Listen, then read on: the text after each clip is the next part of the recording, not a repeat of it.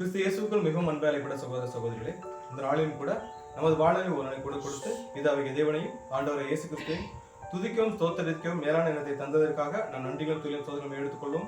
அது மட்டும் இல்லாமல் காரைக்குடி சபையின் அன்பின் வாழ்த்துக்களை உங்கள் மத்தியில் தெரிவித்துக் கொள்கிறோம். நம்ம கடந்த சில வாரங்களாகவே நம்ம பார்த்துட்டு இருக்கக்கூடிய காரியம் என்ன அப்படின்னு பார்க்கும்போது உன்னத பாட்டு தொடர் வேதாகம் பார்த்துட்டு இருக்கோம், ரைட்டுங்களா? இது வரைக்கும் ஏறக்குறைய ஒரு 23 பாகங்களுக்கு மேல கடந்து வந்திருக்கும். இன்னைக்கு 24வது பாகத்துக்குள்ளாக நம்ம கடந்து போறோம், ரைட்டுங்களா? நம்ம எந்த அதிகாரத்தில் டிராவல் பண்ணிட்டு இருக்கோம் நம்ம நல்லாவே தெரியும். 8வது அதிகாரம்னா உன்னத பாட்டினுடைய கடைசி அதிகாரத்துக்கு நம்ம என்ன பண்ணிட்டு இருக்கோம், டிராவல் பண்ணிட்டு இருக்கோம். இந்த அதிகாரத்தில் நடக்கக்கூடிய சம்பவங்களை தான் கடந்த 2-3 வாரங்கள் நம்ம என்ன பண்ணிட்டு இருக்கோம், பார்த்துட்டு இருக்கோம். அதன் அடிப்படையில நம்ம லாஸ்ட் வீக் எந்த வசனத்தோட முடிச்சோம் அப்படின்னு பார்த்தோம்னா உன்னத பாட்டு 8வது அதிகாரம் 6ஆம் வசனத்தோட என்ன பண்ணிருக்கோம், கம்ப்ளீட் பண்ணிடணும், ரைட்டுங்களா? அதற்கு அடுத்து நடக்கக்கூடிய சம்பவங்களை நம்ம பார்க்கறதுக்கு முன்னாடி இந்த 8ஆம் அதிகாரத்தை ஒட்டே ரீகால் பண்ணிட்டு நம்ம உள்ள போனோம், இன்னும் கொஞ்சம் எளிமையாவே இருக்கும். 8ஆம் அதிகாரம் நம்ம பார்த்துட்டோம்னா ஆண்டவரே இயேசு கிறிஸ்துவும் சபையும் ஒன்னா இருக்கக்கூடிய ஒரு தருணம், அப்படி புரிஞ்சுக்கலாங்களா? இன்னும் எளிமையா சொன்னா ஒரு கணவன் மனைவி ஆஃப்டர் மேரேஜ், திருமணத்திற்கு அப்புறம் நடக்கக்கூடிய நிகழ்வுகள் மாறி சித்தரிக்கப்பட்டதா என்னதுன்னா இந்த உன்னத பாட்டு 8வது அதிகாரம். மகிமையடைந்த திருச்சபை கிறிஸ்துவுடன் இருந்து செய்யக்கூடிய வேலைகள் இல்ல கிறிஸ்துவுடன் கூடிய உரையாடல்களை பதிவு பண்ணக்கூடிய ஒரு விஷயங்களா பார்த்தோம். இதை முதலாம் வசனம் பார்க்கும்போது சபை சொன்னது என்னன்னா, அதாவது மகிமையடைந்ததுக்கு அப்புறம் இவ்வளவு நாள் நம்மள என்ன பண்ணிட்டேன், ரொம்ப மிஸ் பண்ணிட்டேன் அப்படின்னு சொல்லிட்டு அவரை மிஸ் பண்ண தருணங்களுக்காக, அதாவது அவருடைய அருகாமை கிடைச்சதுக்கு அப்புறம் அவருடைய அன்பு புரிஞ்சதுக்கு அப்புறம் இந்த அன்பை இவ்வளவு நாள் இழந்துட்டேனே அப்படின்னு சொல்லிட்டு ஃபீல் பண்ண மாதிரியான ஒரு பிம்பத்துல யார் பேசியிருப்பாங்கன்னா சபை பேசியிருப்பாங்க. அதன் நிமித்தம் அந்த அன்பை புரிஞ்சுக்கிட்டதுக்கு அப்புறம் அவங்களுக்கு கிடைச்ச பாதுகாப்பு எப்படி இருந்துச்சு, அது எப்படின்னா ஒரு குழந்தைக்கு கிடைக்கிற பாதுகாப்புக்கு மாதிரி ஒரு அரவணைப்பும் ஒரு பாதுகாப்பும் ஒரு அன்பும், அதாவது உலகமே எதிர்பார்க்கக்கூடிய ஒரு அன்பு ஒரு ஆளுமையை இங்க யாரு கொடுத்திருக்காருன்னா ஆண்டவர் இயேசு கிறிஸ்து சபைக்கு கொடுத்திருக்காரு அப்படிங்கறத குறித்து பார்த்தோம். இந்த அன்பை தக்க வச்சுக்கிறதுக்காக சபை கேட்ட ஒரு சில விஷயங்கள் தான் என்னன்னா நம்ம லாஸ்ட் வீக் பார்த்தோம். என்ன கேட்டிருப்பாங்க அப்படின்னு பார்த்தோம்னா, என்னை உங்க புயத்தோடைய முத்திரை மாதிரி என்ன பண்ணிக்கோங்க, சீல் பண்ணி வச்சுக்கோங்க. ஏன்னா என்னுடைய அன்பு எவ்வளவு பெருசு அப்படின்னா மரணத்தை காட்டிலும், அதே மாதிரி பாதாளத்தை காட்டிலும், அதுக்கடுத்து அக்னி தணலை காட்டிலும் எது பெருசுன்னா என்னுடைய நான் உங்க மேல வச்சிருக்க நேசம். அந்த நான் அப்படிங்கிற வார்த்தையில நம்ம 2 பேரையும் புரிஞ்சுக்கலாம். யார் அப்படின்னா ஆண்டவராகிய இயேசு கிறிஸ்துவையும் புரிஞ்சுக்கலாம், அதே நேரத்துல சபையையும் புரிஞ்சுக்கலாம். நம்ம ஏன் சபையை அதிகப்படுத்தி பார்த்தோம் அப்படின்னா கடைசி நாட்கள், ஏன்னா இவ்வளவு நாள் கிறிஸ்து காட்டின அன்பை புரிஞ்சுக்காத சபை கடைசி நாட்கள்ல புரிஞ்சுக்கிட்டு அதை திருப்பி செலுத்தக்கூடிய விதமான தன்னுடைய அன்பை என்ன பண்ணிட்டு இருக்காங்க, கிறிஸ்துவுக்கு காட்டிட்டு இருக்கிறாங்க அப்படிங்கிற அடிப்படையில போன வாரம் பார்த்தோம். இதுல என்ன ஃபேக்ட் அப்படின்னு பார்த்தோம்னா, அதாவது உலகமே பயப்படக்கூடிய அந்த மரணத்தை விட நாங்க உங்க மேல வச்சிருக்க அன்பு எப்படிங்க பெருசு. அந்த மரணத்தை குறித்த கவலையோ இல்ல பாதாளத்தை குறித்த கவலையோ இல்ல அக்னி தரலை குறித்த கவலையும் யாரு கிடையாதுன்னா யாரு கிடையாது. மரணம் எந்த அளவுக்கு வலிமை வாய்ந்ததோ அதை விட வலிமை யாரு அப்படின்னா நாங்க கிறிஸ்து மேல அல்லது கிறிஸ்து சபை மேல வைத்திருக்கக்கூடிய ஒரு அன்பு அப்படின்னு பார்த்தோம். அதே மாதிரி பாதாளம் எந்த அளவுக்கு எல்லாருடைய பாவங்களையும் தாங்கிட்டு நிக்கிதோ அதே மாதிரி சகிப்புத்தன்மையும் ஒரு மனத்தாழ்மை யாருக்கு வந்திருக்குன்னா எங்களுக்கும் வந்திருக்கு அப்படின்னு சபை ப்ரூவ் பண்ணக்கூடிய, அதை விட எங்க நேசம் எப்படி இருக்கலாம் பெரிதா இருக்கிறது அப்படின்ற மாதிரி சொல்லியிருப்பாங்க. 3வது பார்த்த விஷயம்னா அக்னி தணல். ஆவியிலே அனல் உள்ளவர்களா இருந்து எங்களை நோக்கி உலகத்துல இருந்து எந்த பாவங்கள் வந்தாலும் அந்த பாவங்கள் எங்களை ஆட்கொள்ளாதபடிக்கு பரிசுத்தாவி அப்படிங்கிற அக்னியை எங்களை சுத்தி என்ன பண்ணிட்டு இருப்போம், எப்பவுமே வச்சுட்டே இருப்போம். எதுவுமே எங்களை என்ன முடியாது, இந்த ஆவிக்குரிய ஜீவியத்திலிருந்து எங்களை பிரிச்சு கூட்டிட்டு போக முடியாத அளவுக்கு எங்களை சுற்றி ஒரு அக்னினால ஒரு வேலையை என்ன பண்ணிருப்போம், நாங்க வச்சுட்டு இருப்போம் அப்படின்ற மாதிரியான ஒரு விஷயத்தை யார் பேசியிருப்பா அப்படின்னா சபை பேசியிருப்பாங்க. ஒட்டுமொத்தமா சபை சொல்ல வர விஷயம் என்னன்னா, யாருக்குமே கிடைக்காத ஒரு விஷயத்தை நீங்க என்ன பண்ணிருக்கீங்க, எங்களுக்கு கொடுத்திருக்கீங்க. இதற்காக எங்களால எந்த அளவுக்கு உங்களுக்கு அந்த அன்பையும் அந்த பிரதி உபகாரம்னு சொல்லுவாங்கல்ல அந்த ஒரு விஷயத்தை செய்ய முடியுமோ அதை நாங்க முழுமையா என்ன பண்ணிடுவோம், 100 out of 100. அதுல 1% கூட சபை கிறிஸ்துவுக்கு மைனஸா என்ன பண்ணிட மாட்டாங்க, திருப்பி கொடுக்க மாட்டாங்க. முழுமையா தங்களை ஒப்பு கொடுக்கக்கூடிய ஒரு சில சம்பவங்களை தான் என்ன பண்ணிட்டு இருக்கோம்னா சபை இங்க சொல்லிட்டு இருக்காங்க. தங்களுடைய அன்பு இதை விட அதிகமா எந்த அளவுக்கு இருக்கு அப்படிங்கிற குறித்து சபை சொன்ன விஷயம் தான் என்னன்னா, இப்ப நம்ம அடுத்து வாசிக்கக்கூடிய இந்த ஒரு வசனம். டைரக்டா வசனத்துக்குள்ள போயிடலாம். வசனத்துக்குள்ள போறதுக்கு முன்னாடி இன்னைக்கு பார்க்கக்கூடிய இந்த பாடத்துக்குரிய தலைப்பு என்ன அப்படின்னு பார்க்கும்போது மணவாட்டியின் விண்ணப்பம் அப்படிங்கிற தலைப்பின் கீழே நம்ம ஒரு சில காரியங்களை பார்க்கலாம். இதுக்கு இன்னொரு தலைப்பு கூட வைக்கலாம், என்னன்னா மணவாட்டியின் விண்ணப்பம்னு வைக்கலாம், அதே நேரத்துல கிறிஸ்துவின் எதிர்பார்ப்பு அப்படிங்கிற மாதிரி வைக்கலாம். ஏன் இந்த 2 தலைப்பு அப்படின்னு பார்த்தோம்னா, இப்ப இங்க 2 பேரும் எப்படித்தான் இருக்கிறாங்க, ஒரே சரீரம், தலை ஆண்டவராகிய இயேசு கிறிஸ்து, அதே மாதிரி சரீரம் மணவாட்டியாகிய திருச்சபை அப்படிங்கிற இடத்துல இருக்கும்போது இதை கிறிஸ்துவின் விண்ணப்பம்னு வைக்க முடியாது, ரைட்டுங்களா? கிறிஸ்து சபை நிறைவேறினதுக்கு அப்புறம் உலகத்துல என்ன நிறைவேறணும் அப்படின்னு அவருடைய எதிர்பார்ப்பு அப்படிங்கிற மாதிரி நம்ம புரிஞ்சுக்கலாம். இல்ல மனைவாட்டி தன்னுடைய நிறைவேறுதலுக்கு அப்புறம் இனி இந்த உலகத்துல நிறைவேற காத்திரு இருக்கிறவங்களுக்காக செய்யக்கூடிய விண்ணப்பம் அப்படிங்கிற மாதிரி நம்ம புரிஞ்சுக்கலாம். ஸோ அந்த தலைப்பின் அடிப்படையில நம்ம தொடர்ந்து உள்ள போகலாம். ஸோ நம்ம வாசிக்க வேண்டிய வசனம் என்ன அப்படின்னு பார்க்கும்போது உன்னத பாட்டு 8வது அதிகாரம் 7ஆம் வசனம் வாசிக்கலாம்.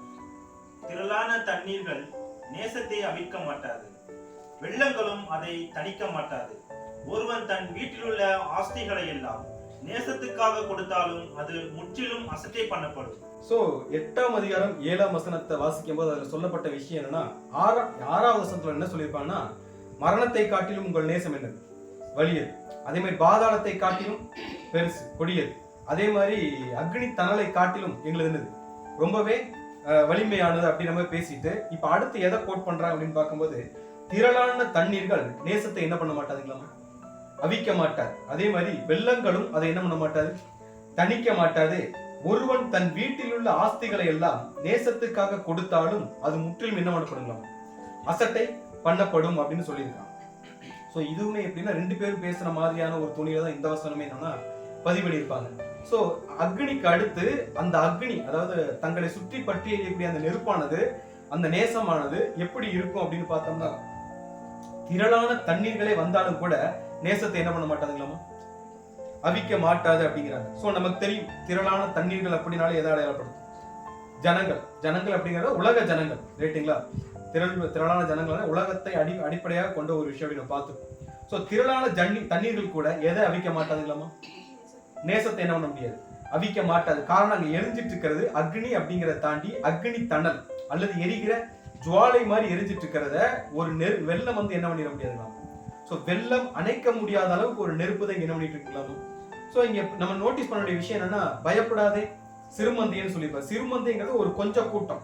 உலகத்தோட கவுண்டிங்கை பார்த்தோம்னா 1,44,000 பேர் மட்டும்தான். ஆனா உலகத்தோட கவுண்டிங் பார்த்தோம்னா ஏறக்குறைய இன்னைக்கு வந்து 800 கோடி பேர். எத்தனை பேர், 800 கோடி பேரு திரண்டு வந்தாலுமே கூட இந்த 1,44,000 பேர் கிறிஸ்து மேல வச்சிருக்க அன்பை என்ன பண்ணிட முடியாதமா. சோ அவங்க வந்து நெருப்புல ஒரு வேலி கட்டியிருக்காங்க. இப்ப நெருப்பு ஒரு இடத்துல எரிஞ்சிட்டு தண்ணி ஊத்துனா என்ன ஆயிடும், அது அணைஞ்சிரும். அது அணையவே முடியாது அப்படின்னா ஊத்துற தண்ணியை விட நெருப்போட அளவு என்னவா இருக்கணும், அதிகமா இருக்கும். சூரிய வெப்பத்தை தண்ணி ஊற்றி நம்ம அணைச்சிட முடியுங்களா, முடியாது. இப்ப சபை என்ன சொல்லுதுன்னா, நாங்க கொஞ்சம் தான், நாங்க எப்படி இருக்கிறோம், கொஞ்சம் தான். பட் எங்கள்ல இருந்து வெளிப்படக்கூடிய அக்னியானது, அதாவது கிறிஸ்து மேல வச்சிருக்கூடிய நேசம் வந்து ஒரு நெருப்பு மாதிரி வேலியை நாங்க எங்களை சுத்தி கட்டி வச்சிருக்கோம். இந்த 1,44,000 கட்டி வச்சிருக்கிறது அன்பு அப்படிங்கிற வேலிய ஒரு 800 கோடி பேரோட அந்த எப்படி சொல்லலாம், அவங்க மொத்த பேரோட அந்த பாடுகளும் இல்ல அவங்க எல்லாருடைய டிராஜடி வந்தா கூட இந்த நெருப்பு என்ன பண்ண முடியாதுங்களா. சோ இந்த 800 கோடி பேருடைய இதுக்கு ஈக்குவலா இங்க யாருடைய வெப்பம் இருக்குதுங்களா, சபையுடைய வெப்பம். இவங்க எத்தனை பேர் திரண்டு வந்தாலுமே கூட சபை கிறிஸ்து மேல வச்சிருக்க நேசத்தையோ அல்லது கிறிஸ்து சபை மேல வச்சிருக்க நேசத்தை என்ன பண்ண முடியாது, அவிக்கவே முடியாது அப்படிங்கிறாங்க. சோ இதுல இன்னொரு வசனம் என்ன சொல்றாரு அப்படிங்கும்போது, வெள்ளங்களும் அதை என்ன பண்ண மாட்டாதுங்களா, தணிக்க மாட்டாது. வெள்ளம் நமக்கு தெரியும், அதாவது வெள்ளம்னா எக்ஸ்ட்ரீமா போறது, திரளான தண்ணீர்கள் ஒரு புரிதல். வெள்ளம்ங்கிறது அதை விட, அதை எப்படின்னா நம்ம சுனாமி வருதுன்னு சொல்லுவாங்கல்ல, சாதாரணமா அடிக்கக்கூடிய அலைக்கும் அது ரெண்டும் எங்க இருந்தா வருது, கடல்ல இருந்தா வருது. அலையும் கடல்ல இருந்தா வருது, சுனாமி எங்க இருந்தா வருது, கடல். ஆனா அலையை ஃபேஸ் பண்ணக்கூடிய தைரியம் வெள்ளத்தை ஃபேஸ் பண்ற நம்ம கேட்க ஒரு கேள்வி கேட்டோம்னா அந்த பேரலைகளை ஃபேஸ் பண்ண இருக்காது. அதனாலதான் மொத்த பேர் என்ன பண்ணிடுவோம். ஆனா இங்க என்ன சபை சொல்றாங்கன்னா, ஒரு வெள்ளமே வந்தாலுமே கூட எங்களை என்ன பண்ண முடியாது, வெள்ளங்களும் அதை தணிக்க மாட்டாது. அப்படின்னா இந்த அனல் வந்து கடைசி வரைக்கும் சபைக்கு எப்படித்தான் இருக்குங்களா, கிறிஸ்து மேல வச்ச நேசம் அப்படிங்கிறதா இருக்கட்டும், இல்ல சத்தியத்தின் மேல் காட்டக்கூடிய ஈடுபாடா இருக்கட்டும், அவருடைய கிரியை செயலையை செய்யக்கூடிய அந்த வேகமா இருக்கட்டும், சபைக்கு கடைசி வரைக்கும் என்ன பண்ணாது. சோ வெள்ளம் நமக்கு தெரியும், சாதாரண ஜனங்கள் கொடுக்கக்கூடிய ட்ரபிள் ஒரு பக்கம் இருந்தாலும், உலகத்திலிருந்து வரக்கூடிய கவலைகளா இருக்கட்டும், உலகத்திலிருந்து வரக்கூடிய பாவங்களா இருக்கட்டும், இல்ல பாடுகளா இருக்கட்டும், அதை சகித்துக் கொள்ளும் போதுமே கூட கிறிஸ்து மேல வச்சிருக்க அன்பு என்ன பண்ணாது. நாங்க உங்களை தானே நேசிக்கிறோம், எங்களை காப்பாத்துனா என்ன அப்படிங்கிற மாதிரி கொஸ்டின் யாரும் கேட்க மாட்டாங்க.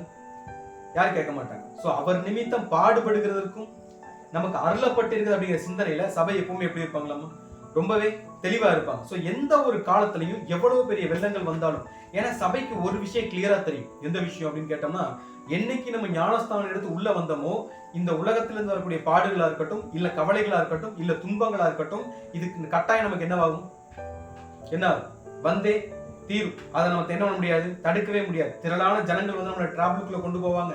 அதே மாதிரி மிகப்பெரிய வெள்ளங்களும் நம்மளை என்ன பண்ணுவாங்க, நம்மளை அமுக்கி மூழ்கடிக்கிறதுக்கு என்ன பண்ணும் பார்க்கும். ஆனா அதுல சபை விழுந்து போகாம இருக்கணும்னா, சபைக்கு கிளியரா தெரிஞ்ச ஒரு விஷயம் என்னன்னா, அப்போஸ்தலனாகிய பவுல் ரோமர் 20 விஷயம் சொல்லியிருப்பார்.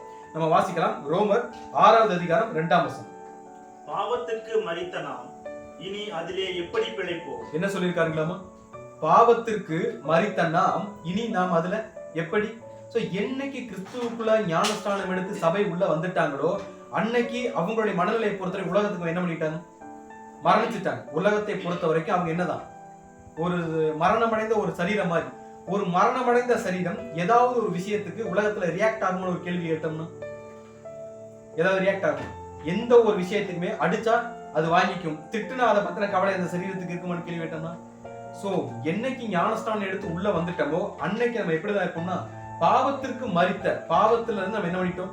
சோ இனி எந்த ஒரு பாவமும் இந்த சரீரத்தை என்ன பண்ணக்கூடாது, ஆட்கொள்ள கூடாது. அப்படின்னாலே நம்மளை சுற்றி ஒரு அவர் மேல வச்சிருக்கக்கூடிய பாசம் எந்த அளவுக்கு அதிகரிக்குதோ அது ஒரு நெருப்பு மாதிரி நம்ம என்ன பண்ணிட்டு இருக்கோம், ப்ரொடெக்ட் பண்ணிட்டு இருக்கோம், பாதுகாத்துட்டு. சோ பாவத்திற்கு மரித்தனா அதுல இனி எப்படி பிழைப்போம் அப்படின்னு சொல்லிட்டு அவர் என்ன சொல்லிருக்காரு, அதிலே 10ஆம் வசனம் வாசிக்கலாம். அவர் மரித்தது பாவத்திற்கென்று ஒரே தரம் மரித்தார், அவர் பிழைத்திருக்கிறது தேவனுக்கென்று பிழைத்திருக்கிறார். எப்படின்னா ஆண்டவர் இயேசு கிறிஸ்து மரித்ததும் பாவத்திற்கென்று ஒரே டைம் தான் மரிச்சார். அவர் எப்படி ஒரே டைம் மரிச்சார், அதுக்கப்புறம் உயிரோட வந்து எப்படிதான் வந்தாருங்களாமா? சோ அவர் பாவத்திற்கென்று ஒரே தரம் மரித்தார், அவர் பிழைத்திருக்கிறது யாருக்காக? தேவனுக்கென்று பிழைத்திருக்கிறார். அப்படின்னா சபையாய் அழைக்கப்பட்ட நம்ம அல்லது மனவாட்டி அழைக்கப்பட்ட நம்மளும் கூட கிறிஸ்துவுடைய ஞானஸ்தானத்துல ஒரு டைம் நம்ம மரிச்சு ஆவியில ஜெனிப்பிக்கப்பட்டுட்டோம் அப்படின்னா மறுபடியும் பாவத்துக்குள்ள என்ன பண்ணிருக்கோம் உள்ள போய். அப்படி போயிட்டோம்னா நம்மளை சுத்தி எரிஞ்சிட்டு இருக்க இந்த வேலி என்ன ஆயிடும், அந்த தண்ணி உள்ள வந்துருச்சு அப்படின்னாலே சோ தண்ணி உள்ள வர முடியாத அளவுக்கு ஒரு அக்னி தணலத்தான் யார் நம்மளை சுத்தி என்ன பண்ணிருக்கோம், ஏற்படுத்தி இருக்கோம். சோ அந்த அக்னி தணல் குறைஞ்சிருச்சு அப்படின்னா தண்ணி உள்ள வந்துடும். தண்ணி உள்ள வந்துருச்சுன்னா மறுபடியும் இதை எரிய வைக்கிறது சாதாரண. கிறிஸ்துவை முன்மாதிரியா கொண்டிருக்கக்கூடிய ஜனங்களா இருக்கிற நம்ம அவர் எப்படி ஒரு டைம் மரிச்சாரோ நம்மளும் ஒரு டைம் மரிச்சிட்டோம். அதுக்கப்புறம் அவர் பிழைத்திருந்தது யாருக்காக மட்டும்தான் அப்படின்னா பிதாவையே தேவனுக்காக. அப்படிங்கிற பட்சத்துல இனி சபையா இருக்கக்கூடிய நம்மளும் நம்முடைய பிழைத்திருக்கக்கூடிய எல்லா நாட்களும் யாருக்காக தான் பிழைச்சிருக்கணும், யாருக்காக? சோ தேவனுக்காக மட்டுமே தான் இருக்கும். சோ அடுத்த வருஷம் வாசனம் அதே ரோமர் 6:11. அப்படியே நீங்களும் உங்களை பாவத்திற்கு மரித்தவர்களாகவும் நம்முடைய கர்த்தராகிய இயேசு கிறிஸ்துவுக்குள் தேவனுக்கென்று பிழைத்திருக்கிறவர்களாகவும் எண்ணிக்கொள்ளுங்கள். சோ இனிமேல் நம்மள என்னதான் பண்ணணுங்களாமா, அந்த அக்னி தணல் அணியாம இருக்கணும் அப்படின்னு பார்த்தோம்னா வெள்ளங்களும் இல்ல திரளான தண்ணீர்களும் நம்மளை வந்து அணைக்க கூடாமல் இருக்கணும் அப்படின்னு நம்மளாலே அப்படியே நீங்களும் உங்களை பாவத்திற்கு மரித்தவர்கள். யார் மாதிரி? கிறிஸ்து எப்படி ஒரு டைம் மரிச்சு ஒரு டைம் உயிரோட வந்தாலும் கிறிஸ்து பிதாவைய தேவனுக்கு உண்டான சித்தத்தை மட்டுமே செய்யறதுல ஒரு வைராக்கியமா இருந்தாரோ அதே மாதிரி சபையா அழைக்கப்பட்ட நம்மளுமே என்னதான் பண்ணுங்களாமா, அப்படியே நீங்களும் உங்களை பாவத்திற்கு மரித்தவர்களாகவும் நம்முடைய கர்த்தராகிய இயேசு கிறிஸ்துவுக்குள் தேவனுக்கென்று பிழைத்திருக்கலாம் என்ன பண்ணும். சோ அப்படிப்பட்ட ஒரு இதுக்குள்ள இருந்துச்சுன்னா மட்டும்தான் எவ்வளவு தண்ணீர் வந்தாலும் சரி, எவ்வளவு வெள்ளம் வந்தாலும் சரி நம்மள என்ன பண்ண முடியாது, நம்மளை சுற்றி எரியக்கூடிய இந்த ஆவிக்குரிய அனல்ல இருந்து நம்ம என்ன பண்ணணும், தணிக்க கூடாமல் இருக்கும் அப்படின்னு சொல்லியிருக்காரு. சோ எந்த அளவுக்கு அது இம்பார்ட்டன்ட் அப்படின்னு பார்க்கும்போது அதுல அடுத்த வசனம் வாசிக்கலாம், 12வது வசனம். ஆகையால் நீங்கள் சரீர இச்சைகளின்படி பாவத்திற்கு கீழ்ப்படியத்தக்கதாக சாவுக்கு ஏதுவான உங்கள் சரீரத்தில் பாவம் ஆளாதிருப்பதாக. சோ அந்த அனல் குறையாம இருக்கணும்னா இல்ல அந்த ஜுவாலை அணையாம இருக்கணும் அப்படின்னு பார்த்தோம்னா ஆகையால் நீங்கள் சரீர இச்சைகளின்படி என்ன சொல்றாங்களாமா, நம்ம எதன்படி நடக்க கூடாது, சரீரத்துக்கு இச்சைக்கு என்ன பண்ணக்கூடாது. ஏன்னா நம்ம சரீரம் என்ன ஆயிருச்சு, ஞானஸ்தானத்துல பாவத்திற்கு நீங்க என்ன ஆயிட்டீங்க, மரிச்சிட்டீங்க அப்படின்னா மறுபடியும் அந்த சரீரத்துக்கு ஒரு இம்பார்ட்டன்ஸ் நீங்க யாரும் கொடுக்க கூடாதுங்களா. ஏன்னா அந்த சரீரத்தை கிரயத்திற்கு என்ன பண்ணிட்டாரு, அவருடைய ரத்தத்தை கொடுத்து கிரயத்துக்கு வீட்டுக்கு கொண்டுட்டாரு. அப்படின்னாலே நம்ம என்ன பண்ணக்கூடாது அப்படின்னு பார்க்கும்போது அந்த சரீரத்துக்குரிய சிந்தனைகள் யார் போகக்கூடாது. சோ சரீர இச்சைகளின்படி பாவத்திற்கு கீழ்ப்படியத்தக்கதாக சாவுக்கு ஏதுவான உங்கள் சரீரத்தில் பாவம் என்ன பண்ணிடக்கூடாது, ஆளாமல் என்ன இருக்கணும். சோ அந்த அளவுக்கு நம்ம ஒரு கிறிஸ்து எப்படி ஒரு வைராக்கியமான ஜீவியத்தை ஜீவிச்சாரோ அவருடைய பிள்ளைகளால் அழைக்கப்பட்ட நம்மளும் ஒரு வைராக்கியமாக கிறிஸ்துடைய கிரியைகளை மட்டும் என்ன பண்ணுவேன் நான் பண்ணுவேன் அப்படிங்கிற ஒரு வைராக்கியத்தோட இந்த ஓட்டத்தை ஓடினா மட்டும்தான் அந்த வைராக்கியம் நம்மளை சுத்தி என்னவா இருக்குங்களாமோ, ஒரு அக்னி தளல் மாதிரி இல்ல நெருப்பு ஜுவாலை மாதிரி என்ன பண்ணிட்டு இருக்கும், எரிஞ்சிட்டே இருக்கும். சோ உலகத்திலிருந்து வரக்கூடிய பாடுகளோ உலகத்திலிருந்து ஒரு பாவங்களோ நமக்கு அப்ளை ஆனாலும் கூட அதை உளவியல் ரீதியா நம்மள என்ன பண்ணாது, நம்மளை பாதிக்காது. ஏன்னா கிறிஸ்துக்குள்ள ஜீவியத்துல நம்ம எந்த அளவுக்கு உற்சாகமா ஓடுறோம் அப்படிங்கிறத பொறுத்து தான் நம்ம உலகத்திலிருந்து வரக்கூடிய பாடலை எப்படி ஃபேஸ் பண்ண முடியும் அப்படிங்கிற என்ன பண்ணிக்கலாம், எளிமையா நம்ம புரிஞ்சுக்கலாம் அப்படிங்கிற பார்க்கலாம். சோ இந்த நிலைமையில சபை இதை எப்படி முழுமைக்கு கொண்டு வரும் அப்படின்னு பார்த்தோம்னா நம்ம அடுத்த வசனம் கூட வாசிக்கலாம். 1 யோவான் 2வது அதிகாரம் 17வது வசனம். உலகமும் அதன் இச்சையும் ஒளிந்து போகும், தேவனுடைய சித்தத்தின்படி செய்கிறவனோ என்றென்றைக்கும் நிலைத்திருப்பான். என்ன சொல்லியிருக்காங்களாமா? சபை கடைசியா புரிஞ்சுக்கிட்ட ஒரு விஷயம் என்னன்னா, ஏன் சபை தேவன் மேல வைத்த அல்லது ஆண்டவராகிய இயேசு கிறிஸ்து மேல வச்ச ஒரு அன்பை பிடிவாதம் அப்படிங்கிற வைராக்கியமா, எனக்கு மட்டும்தான் அந்த அன்பு, வேற யாருக்கு என்ன பண்ண மாட்டேன், அந்த அன்பை விட்டு கொடுக்க மாட்டேன், உலகத்துக்கு என்னுடைய அன்பை என்ன பண்ண மாட்டேன். உலகத்தின் மேல நமக்கு சமாதானம் இருக்கும், உலகத்தின் மேல ஒரு ஈடுபாடு அன்பு இருக்கும். ஆனா அது எல்லாத்தையும் தாண்டின ஒரு அன்பு யாருக்கு மேலதான் இருக்கும்? கிறிஸ்து மேல. அவரை முதலாவது வைத்துதான் நம்முடைய அன்பு உலகத்துக்கு என்ன பண்ணப்படும், கொடுக்கப்படும் அப்படிங்கிற பட்சத்துல. ஆனா உலகத்துக்கு பாவத்துக்குள்ள சபை கீழ்ப்படியுமான ஒரு கேள்வி கேட்டோம்னா, பாவத்துக்குள்ள நம்ம என்ன சொன்னா, ஒருத்தர் நம்ம மேல அன்பா இருக்கிற அப்படின்னா அவங்க சொல்றாங்க, நம்ம என்ன பண்ணுவோம், செய்வோம். இப்ப உலகத்தையும் நம்ம நேசிக்கிறத என்ன பண்ணிருக்கோம், வந்திருக்கோம். ஆனா உலகம் நம்மளை நேசிக்குமான ஒரு கேள்வி கேட்டோம்னா நம்மளை நேசிக்காது, நம்மளை பாவத்துக்குள்ள இழுத்துட்டு போறதுக்கு தான் உலகம் என்ன பண்ணும். சோ உலகத்தை கூட்டிட்டு வர்றதுக்காக அன்புதான் இருக்கணும் இல்லையா. என்னை நேசிக்கிறாங்க, அவங்க பின்னாடி நான் போயிருவேன் அப்படிங்கிற அன்பு யாருக்கு இருக்கக்கூடாது. ஏன்னா சபைக்கு கிளியரா தெரிஞ்ச ஒரு விஷயம் என்னன்னா, உலகமும் அது நிச்சயம் என்ன ஆகும், ஒளிந்து போயிடும். அதை நம்ம ரீக்ரியேட்லாம் என்ன பண்ண முடியாது, பண்ணவே முடியாது. நிலையான அன்பு என்னன்னா, கிறிஸ்து சபை மேல காட்டக்கூடிய ஒரு அன்பு, அல்லது பிதாவுக்கு தேவன் சபை மேல காட்டக்கூடிய ஒரு அன்பு. அந்த அன்புக்கு தான் சபை ப்ரையாரிட்டி கொடுக்கணும் இல்லையா. உலகத்தின் அன்புக்கு, அதாவது மாயமான அன்புன்னு சொல்லுவாங்கல்ல, மாயமற்ற அன்புள்ளவர்களா இருங்கன்னு சொல்லியிருப்பாரு. சோ அந்த மாயமான அன்புக்கு சபை என்ன பண்ணாது, எப்பவுமே இடம் கொடுக்காது. காரணம் என்னன்னா, உலகமும் அது நிச்சயம் என்ன ஆகும், ஒளிந்து போயிடும். தேவனுடைய சித்தத்தின்படி செய்கிறவன் எவனோ அவன் என்னென்றைக்கு என்ன வரணும். சோ சபை ஃபைனலா புரிஞ்சுக்கிட்ட ஒரு காரியம் என்னன்னா, உலகத்து மேல நம்ம எவ்வளவு அன்பு காட்டினாலும், உலகத்தின் மேல நம்ம எவ்வளவு பாசம் காட்டினாலும், உலகத்தின் மேல ஒரு அக்கறையோ ஒரு ஈடுபாடோ எவ்வளவு காட்டினாலுமே அதுக்கு என்னைக்கு இருந்தாலும் ஒரு நாள் என்ன ஆகும், கண்டிப்பா ஒளிஞ்சு போயிடும். அது நமக்கு திருப்பி என்ன பண்ண எதுவுமே செலுத்தாது. அப்படிங்கிற பட்சத்துல நம்ம சபை புரிஞ்சுக்கிட்ட ஒரு விஷயம்னா, கிறிஸ்து என் மேல காட்டக்கூடிய அன்பும் நான் கிறிஸ்து மேல காட்டக்கூடிய அன்பு தான் என்னது, 100% ஒரு சரியான ஒரு அன்பை உடைய. உலகத்தின் மேல அந்த அன்பை என்ன முடியாது, நம்ம எதிர்பார்க்க முடியாது. அப்படிங்கிறத எதிர்பார்க்கவும் கூடாது. சோ அந்த ஒரு சிந்தனைக்குள்ள சபை என்ன பண்ணிடுவாங்க, போயிடுவாங்க. அதனால உலகத்துல இருந்து என்ன ஒரு பாடுகள் வந்தாலும், உலகத்துல இருந்து என்ன ஒரு கஷ்டங்கள் வந்தாலும் அதை ஏற்றுக்கொள்ளக்கூடிய அல்லது சகிக்கக்கூடிய தன்மை யார் அங்க போயிடுவாங்க, சபை போயிடுவாங்க. சோ சபை போனதுக்கு அப்புறம் சபை இப்ப என்னன்னா, எல்லாத்தையும் சகிக்கக்கூடிய அல்லது எல்லாத்தையும் ஏற்றுக்கொள்ளக்கூடிய நிலைமைக்கு வந்ததுக்கு அப்புறம் சபைக்கு கிடைக்கக்கூடிய ஒரு விஷயம் என்னன்னா, திரளான தண்ணீர்கள் நேசத்தை என்ன பண்ண மாட்டாது, அவிக்க மாட்டாது. வெள்ளங்களும் அதை என்ன பண்ண மாட்டாதுங்களாமா, தணிக்க மாட்டாது. ஒருவன் தன் வீட்டில் உள்ள ஆஸ்திகளை எல்லாம் நேசத்துக்காக கொடுத்தாலும் அது முற்றிலும். சோ சபை கிட்ட இப்ப நிறைய ஆஸ்திகள் இருக்கு. நமக்கு இருக்கிற ஆஸ்திகளை என்னது, இப்ப சபை என்ன நிலைமையில இருக்கிறாங்க, கிறிஸ்துடைய சரீரமா இந்த நிலைமையில கிறிஸ்துவ கிட்ட போறதுக்கு ஜஸ்ட் முன்னாடி போயிருக்காங்க. கடைசி டெஸ்ட் வச்சுக்கோ, ஃபைனல் எக்ஸாம் எழுதிட்டு இருக்காங்க, மைக் இதை எழுதி முடிச்ச உடனே அவங்க எங்க போயிடலாம். அந்த டைம்ல இப்ப தங்கள்கிட்ட ஒரு ஆஸ்தியே இருக்குன்றாங்க. ஒரு ஆஸ்தினா இப்ப சபை கிட்ட இருக்கக்கூடிய ஆஸ்தி என்னது அப்படின்னு பார்த்தோம்னா, கிறிஸ்து உங்களுக்கு கொடுத்துட்டு போன ஒரு சமாதானம், அவர் கொடுத்துட்டு போன அந்த கனிகள், ஆவியின் கனிகள் நம்ம படிச்சிருப்போம், அன்பு.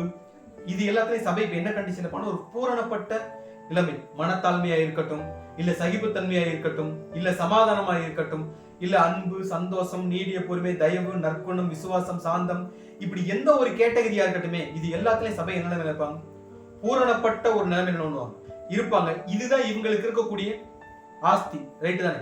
இந்த ஆஸ்தி மொத்தத்தையுமே கூட இந்த உலக ஜனங்களுக்காக கொடுத்தாலுமே கூட அதை உலக ஜனங்கள் என்னதான் பண்ணுவாங்க, அது அசட்டை பண்ணப்படும். இது நடந்துச்சு அப்படின்னா தான் நம்ம என்னவா மாற முடியும். சோ ஃபைனல் டெஸ்டே என்னன்னா, இந்த உலகம் மொத்தமே நம்மள என்ன பண்ணி ஆகும், அசட்டை பண்ணி ஆகணும். எது நிமித்தம், நம்ம அவங்களுக்கு கெடுதல் பண்றது நிமித்தமா. சோ நம்ம நல்லது பண்ணிட்டே இருப்போம், திருப்பி நமக்கு என்னதான் கிடைக்கும், கெட்டது மட்டும்தான் கிடைக்கும். நம்ம நேசத்தை கொடுத்துக்கிட்டே இருப்போம், திருப்பி நமக்கு என்னதான் கிடைக்கும். இது எப்படின்னா, நம்மள்ட்ட நேசத்தை வாங்கிக்கிட்டு பிரதிபலன் நமக்கு என்ன செய்வாங்க, நமக்கு பாவத்தை மட்டும் தான் என்ன பண்ணுவாங்க, சோ கெடுதலை மட்டும் தான் செய்வாங்க. இது எல்லாமே கண்டினியூஸா சபைக்கு என்ன பண்ணிட்டே இருக்கும், நடந்துட்டே இருக்கும். சோ தங்கள்கிட்ட இருக்கிற ஆஸ்தின்னு சொல்லக்கூடிய கிறிஸ்து அவர்களுக்காக கொடுத்துட்டு போன எல்லாத்தையுமே இந்த உலகத்திற்காக சபை கொடுத்தாலும், எடுத்துக்காட்டுக்கு அப்போஸ்தலன் பவுலுடைய வாழ்க்கையை நம்ம நல்லாவே தெரியும்.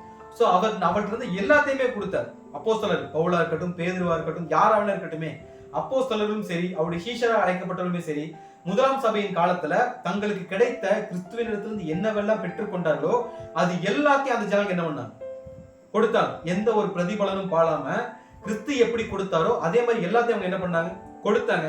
ஆனா திருப்பி அவங்க கொடுத்தது அவங்களுக்கு ரிட்டர்ன் வந்துச்சான்னு கேட்டா, சோ அவங்களுக்கு ரிட்டர்ன் வந்து நம்மளால தெரியும், கல் எடுத்து அடிச்சாங்க, தலைகளை சிலுவையில் என்ன பண்ணாங்க, அரைஞ்சாங்க. சிலுவையில பேதுருவ தலைகளை அரையும் போது கூட எங்களுக்கு ஏன் இப்படி பண்றீங்கன்னு யார் கேட்கல. சோ யோசிச்சு பாருங்க, நம்ம சிலுவையில அறைய போறோம்னா ஒரு பயம், ஒரு பதட்டம், இது எல்லாமே யாருக்கு இருக்கும், நமக்கு இருக்கும். ஆனா அந்த சூழ்நிலை கூட அப்போஸ்தலனாகிய பேதுரு சொன்ன விஷயம் என்னன்னா, என்ன நேரா என்ன பண்ணாதீங்க, அறையாதீங்க. இப்ப அவர் சிலுவையில அறையிறது பிரச்சனை கிடையாது. அதை பத்தி அவர் கொஞ்சம் கூட என்ன பண்ணல. எனக்கு வலிக்குமே, என்னை எல்லாரும் அவமானப்படுத்துவாங்களே, எனக்கு என்ன நிலைமைக்கு என்னுடைய மரணம் எவ்வளவு கொடுமையா இருக்கும் அப்படிங்கிற சிந்தனைகளை இங்க யார் போல பேதுரு என்ன பண்ணல, போவே இல்லை. என்னை சிலுவையில் அறையிற பத்தி எனக்கு என்ன கிடையாது, எனக்கு எந்த பிரச்சனையுமே கிடையாது. என்னை டைரக்டா என்ன பண்ணாதீங்க, கிறிஸ்துவை எப்படி பண்ணுனீங்களோ அது மாதிரி என்ன பண்ணாதீங்க. ஏன்னா அவர் மாதிரி மரணிக்கிற என்ன தகுதி கிடையாது. என்னை தலைகீழ என்ன பண்ணு. சோ இப்ப யோசிச்சு பாருங்க, மரணிக்கிறத குறித்து அவங்களுக்கு யாருக்குமே என்ன கிடையாது. நம்ம முதல் வசனம் மரணத்தை காட்டிலும் உங்க மேல வச்ச நேசம் என்னது ரொம்ப பெருசு அப்படின்னா, இப்ப சாகிறத பத்தி எங்களுக்கு என்ன கிடையாது, அது எங்களுக்கு ஒரு மேட்டரே கிடையாது. ஆனா அவர் அவமானப்படுத்துற மாதிரி இல்ல, அவரை ஒரு கீழே கொண்டு போற மரணம் யாருக்கு வந்துடக்கூடாது, எங்களுக்கு வந்துடக்கூடாது. ஒரு நேசத்தை முன்னிட்டு மரணத்தை கொஞ்சம் கூட கன்சிடர் பண்ணக்கூடிய ஒரு நிலைமையில தான் அங்க யார் வாழ்ந்து மரித்தது அப்படின்னு அப்போஸ்தலர். ஆனா அங்க யாருமே என்ன பண்ணல, எங்களுக்கு இப்படி பண்றீங்களேன்னு என்ன பண்ணல, குற்றப்படுத்தல. ஆனா தேவன் அவங்களுக்கு கொடுத்த ஒரு விஷயமா இருக்கட்டும், இல்ல கிறிஸ்து அவங்கள்ட்ட கொடுத்துட்டு போன ஒரு சில கிரியையாட்டும், அதை கடைசி வரைக்கும் செய்து முடிக்கக்கூடிய ஒரு பக்குவத்துல அங்க யார் இருந்தது, அப்போஸ்தலர்கள் மொத்த பேருமே இருந்தாங்க. ஸ்தேவானை எடுத்துக்கோமே, கல் எடுத்து அடிக்கும் போது கூட என் பிதாவே இவர்களுக்கு என்ன பண்ணுது, யார் அடிச்சிருக்க, அடிக்கிற ஜனங்களுக்காக பிரேயர் பண்ண ஒரு கேரக்டர் தான் யாருன்னா, சோ இந்த ஒரு கேரக்டர். சோ கிறிஸ்து என்ன குணநலங்களை காட்டிட்டு போனாரோ அதை அப்படியே திருப்பி அப்போஸ்தலருக்கு கொடுத்த மாதிரி இன்னைக்கு கடைசி நாட்கள் இருக்கக்கூடிய சபையை நம்மளுமே கூட அந்த நேசத்தை அப்படியே என்ன பண்ணியாகும், கிறிஸ்துவ கூட்ட நம்ம வாங்கின நேசத்தை நம்மளால திருப்பி கிறிஸ்துவ காட்ட முடியுமான்னு கேட்டோம்னா முடியாது. ஏன்னா அவர் எங்க இருக்கிறாரு, அங்க இருக்கிறார். அவர் சொல்லியிருக்காரு, ஏழைக்கு இறங்குகிறவன் கர்த்தருக்கு கடன் கொடுக்கிறான் அப்படின்னா, இப்ப நம்ம கர்த்தருக்கு கடன் கொடுக்கணும் முடிவு பண்ணிட்டாலே இப்ப நம்ம யார்கிட்ட இறங்கியாகணும், இங்க யார்கிட்ட சத்தியம் இல்லையோ அவங்களுக்கு என்ன பண்ணி ஆகணும். ஆனா திருப்பி அதை அவங்க கொடுப்பாங்களான்னு கேள்வி கேட்டோம்னா அது நடக்கிறதுக்கான பாசிபிளே கிடையாது. ஏன்னா தங்கள் ஆஸ்திகள் மொத்தத்தையும் நீங்க அந்த நேச மொத்தத்தை வித்து கொடுத்தாலுமே கூட அது உங்களுக்கு என்னதான் பண்ணப்படும், அசட்டை பண்ணப்படும் அப்படின்னு சொல்றாரு. எப்படி அசட்டை பண்ணப்படும்னா, இந்த நேசத்தை கொடுக்கறதுனால சபைக்கு கிடைக்கக்கூடிய ப்ராஃபிட், தங்களுக்கு கிறிஸ்து கொடுத்த நேசத்தை இந்த உலகத்துக்கு கொடுக்கறதுனால சபைக்கு கிடைக்கக்கூடிய ப்ராஃபிட் என்ன அப்படின்னு பார்த்தோம்னா, நம்ம ஒரு வசனம் வாசிக்கலாம். யோவான் 15வது அதிகாரம் 18வது வசனம். உலகம் உங்களை பகைத்தால் அது உங்களை பகைக்கிறதற்கு முன்னே என்னை பகைத்ததென்று அறியுங்கள். சோ கிளியரா சொல்லிட்டார், உலகம் உங்களை பகைத்தால் அது உங்களை பகைக்கிறதுக்கு முன்னே யாரை பகைச்சிருச்சுங்களாமா, என்ன பகைச்சிருச்சு. அதனால நீங்க என்ன பண்ண வேண்டிய அவசியம் இல்லை, நீங்க கவலைப்பட வேண்டிய, அதாவது என்னையே பகைச்சிருச்சு அப்படின்னா கட்டாயம் உங்களை என்ன பண்ணும், பகை. சோ நீங்க அதுக்கு ஃபர்ஸ்ட் ப்ரிப்பேரா இருந்தது. என்ன சொல்லிட்டு அதுக்கு ஃபர்ஸ்ட் நீங்க என்ன பண்ணிக்கங்க, உலகத்திட்ட இருந்து அன்பை என்ன பண்ணாதீங்க, எதிர்பார்க்காதீங்க. நட்பை என்ன பண்ணாதீங்க, இங்க எந்த ஒரு நட்பும் எதிர்பார்ப்பு இல்லாம என்ன பண்ணாது, உங்க மேல பாசமா இருந்தாலும் சரி, ஒரு கம்பெனில இன்கிரிமெண்ட் கிடைக்குது அப்படின்னாலே அடுத்து நமக்குரிய டாஸ்க் என்ன ஆயிடும், அங்க அதிகமாயிடும். சோ இங்க எந்த ஒரு எதிர்பார்ப்புமே இல்லாம செலுத்தப்படக்கூடிய அன்போ இல்ல கிடைக்கக்கூடிய காரியங்களோ இங்க என்ன பண்ணாது, இருக்காது. சோ இங்க எல்லா அன்புக்கு பின்னாடி ஒரு எதிர்பார்ப்பு இருக்கும், ஒரு எக்ஸ்பெக்டேஷன் என்ன பண்ணும், கண்டிப்பா இருக்கும். உண்மையான அன்பு இந்த உலகத்துல என்ன பண்ணாது, கிடைக்காது. எப்பேற்பட்ட அன்பா இருந்தாலும் அந்த அன்பு கடைசியில் ஒரு நாள் என்ன ஆயிரும், கண்டிப்பா தனிஞ்சு போயிடும். சோ இந்த அன்பு நிரந்தரம் அப்படிங்கிற மாதிரி என்ன முடியாது, எதிர்பார்த்து இருக்காதீங்க. ஏன் அப்படின்னா அது ஆல்ரெடி யாரை பகைச்சிருக்கு, என்ன பகைச்சிருக்கு அப்படின்னா நிச்சயம் அது கண்டிப்பா உங்களே என்ன பண்ணும். இதெல்லாம் என்னதுன்னா உங்களுக்கு கிடைக்கக்கூடிய ப்ராப்பர்ட்டிங்கிறாரு. ப்ராப்பர்ட்டின்னு வச்சுக்கிட்டாலும் சரி, இல்ல ப்ராஃபிட்னு வச்சு, இதுதான் உங்க சொத்து. எது, நான் கொடுத்த சொத்தை இந்த உலகத்தை நீங்க வித்து கொடுத்தீங்கன்னா உங்களுக்கு அது நிமித்தம் திருப்பி என்ன கிடைக்கும், என்ன ப்ராஃபிட்டா கிடைக்கும்னா அசட்டை, பகை மட்டும்தான் கிடைக்கும். உங்களுக்கு நல்லவங்க, நீங்க உத்தமர்கள் இப்படி யார் சொல்ல மாட்டாங்க. இந்த உலகம் என்ன பண்ணாது, உங்களுக்கு சொல்லாது. ஃபர்ஸ்ட் அதை யார் மெயின் பண்ணிக்கணும், நம்ம மெயின் பண்ணிக்கணும். அதுவும் சாதாரணமா வராது. தண்ணீர்கள் எப்படி நம்ம மேல கடந்து போகுமோ, வெள்ளங்கள் எப்படி நம்ம மேல கடந்து போகுமோ அந்த மாதிரி பஞ்சா தான் வருங்களாம். சும்மா லைட்டால என்ன பண்ணாது, வராது. ஒரு பெரிய பஞ்ச் ஆஃப் ப்ராப்ளம் தான் இந்த உலகத்துல யார் நம்ம கொடுப்பான, இந்த உலக ஜனங்கள் மூலமா நமக்கு அதையும் சகித்துக் கொள்ளக்கூடிய இடத்துல யார் இருக்கிறது. சோ அடுத்து இன்னொரு வசனம் வாசிக்கலாம். ஏன் இதை நமக்கு அப்படி சொல்ற அப்படின்னு பார்க்கும்போது, அதிலே யோவான் 16ஆம் அதிகாரம் முதல் 2 வசனங்கள்.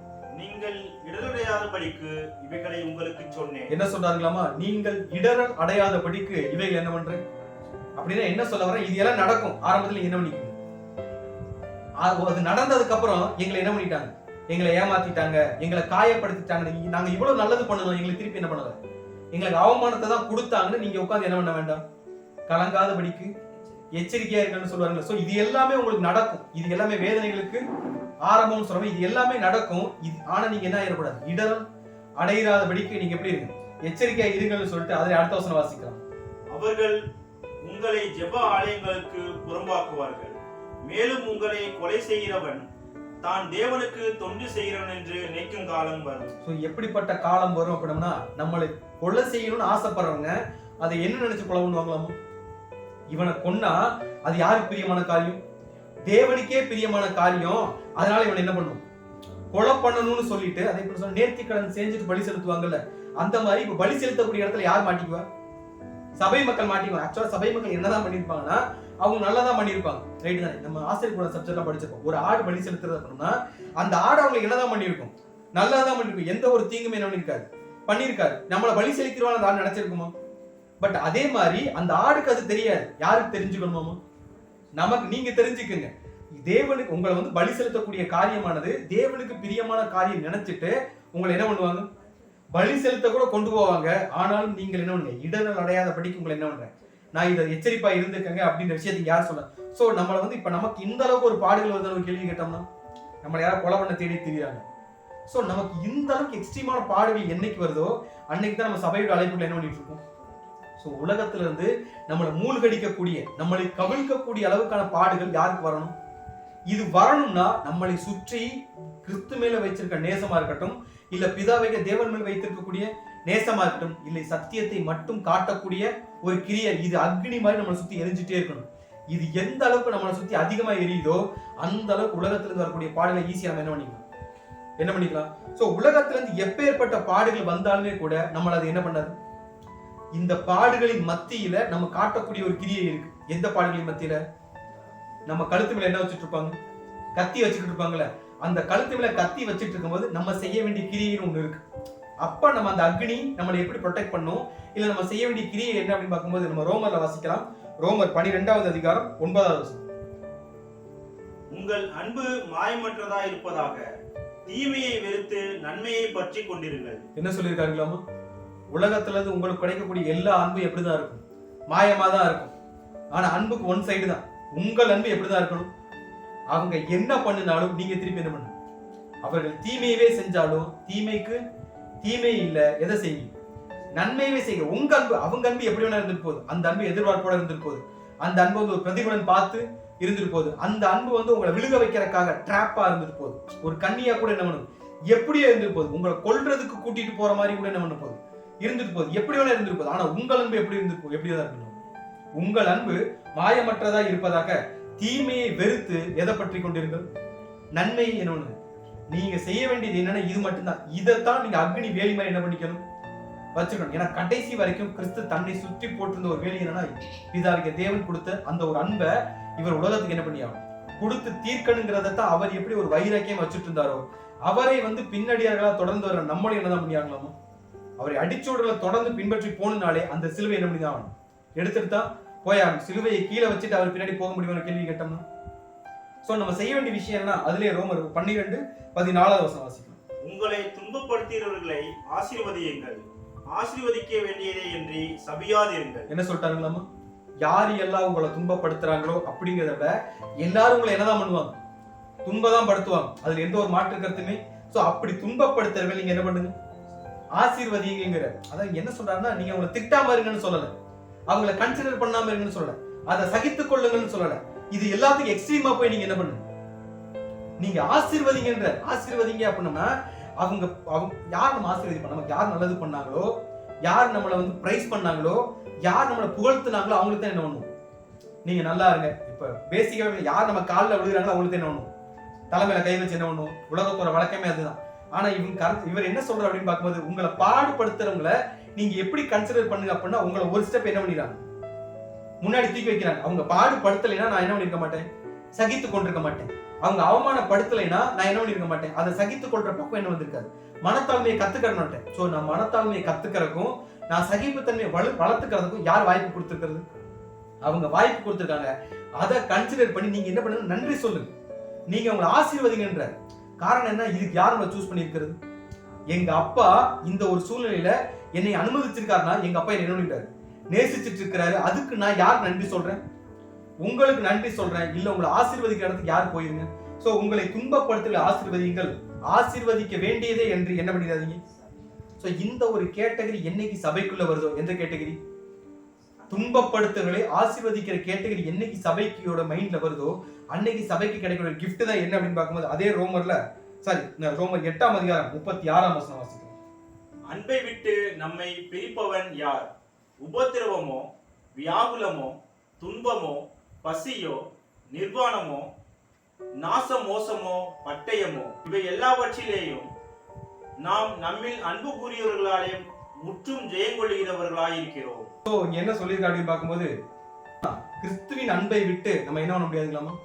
பிரிப்பவன் யார் அப்படின்னு சொல்லிட்டு, அது உபத்திரவமா இருந்தாலும் சரி, வியாகுலமா இருந்தாலும் சரி, துன்பமா இருந்தாலும் சரி, பசியா இருந்தாலும் சரி, நிர்வாணமா இருந்தாலும் சரி, நாச மோசமா இருந்தாலும் சரி, கழுத்துக்கு வர பட்டயமாவே இருந்தாலும் சரி, அது எதுவுமே நம்ம என்ன பண்ண முடியாது.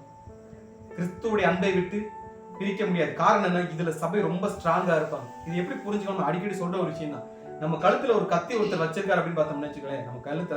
நம்ம கழுத்தை வெட்டுறதுக்கு ஒருத்தர் கத்தி வச்சிருக்காருன்னா, அந்த சகோதரரை பார்த்து நம்ம என்ன சொல்லணும்னா, கத்தியை பார்த்து பிடிங்க, உங்க கையை என்ன பண்ணிடக்கூடாது, வெட்டிடக்கூடாது அப்படின்னு சொல்ற மாதிரி. கத்தி என்ன ஒண்ணு, பத்திரமா பிடிங்க, உங்க கை என்ன பண்ணிடும், வெட்டிடும், பத்திரமா பிடிச்சிக்க. அவர் எங்க வச்சிருக்காரு ஆக்சுவலா கத்தியை?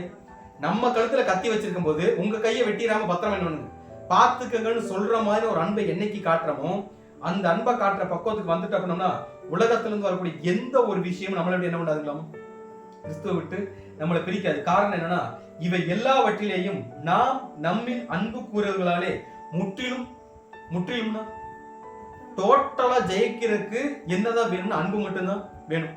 அன்பு இல்லாம நம்மளால இந்த உலகத்தை ஜெயிக்க முடியும் கேள்வி கேட்டோம்னா, நம்ம அடுத்த வசனம் அடிக்கடி படிச்ச வசனங்கள் தான். என்னன்னா, அது மரணமானாலும் சரி, ஜீவனானாலும் சரி, தேவ தூதர்களானாலும் சரி, அதிகாரங்களானாலும் சரி, வல்லமைகள், நிகழ்காரியங்கள், வரு காரியங்கள், எதுவா இருந்தாலுமே சரி, அது உயர்வு தாழ்வு, வேற எந்த சிருஷ்டியானாலும் தேவனுடைய அன்பு நம்ம மேல வச்சிருக்க அன்பா இருந்தாலும் சரி, இல்ல நாம் தேவன் மேல வச்சிருக்க அன்பா இருந்தாலும் சரி, அது ரெண்டே என்ன பிரிக்க மாட்டாது என்று நான் என்ன பண்ணிருக்கேன், நிச்சயித்து இருக்கிறேன். ஏன் இந்த அளவுக்கு ஒரு ஆழமான இல்ல இந்த அளவுக்கு ஒரு டீப்பான அன்பை சபை கிறிஸ்து மேல காட்டுறாங்க, இல்ல சபை பிதாவிய தேவன் மேல காட்டுறாங்க அப்படின்னு பார்த்தோம்னா, அதுக்கு எல்லாத்துக்கும் அடிப்படையான ஒரு விஷயம், சபை ஒரு விஷயத்தை கிளியரா புரிஞ்சிருப்பாங்க.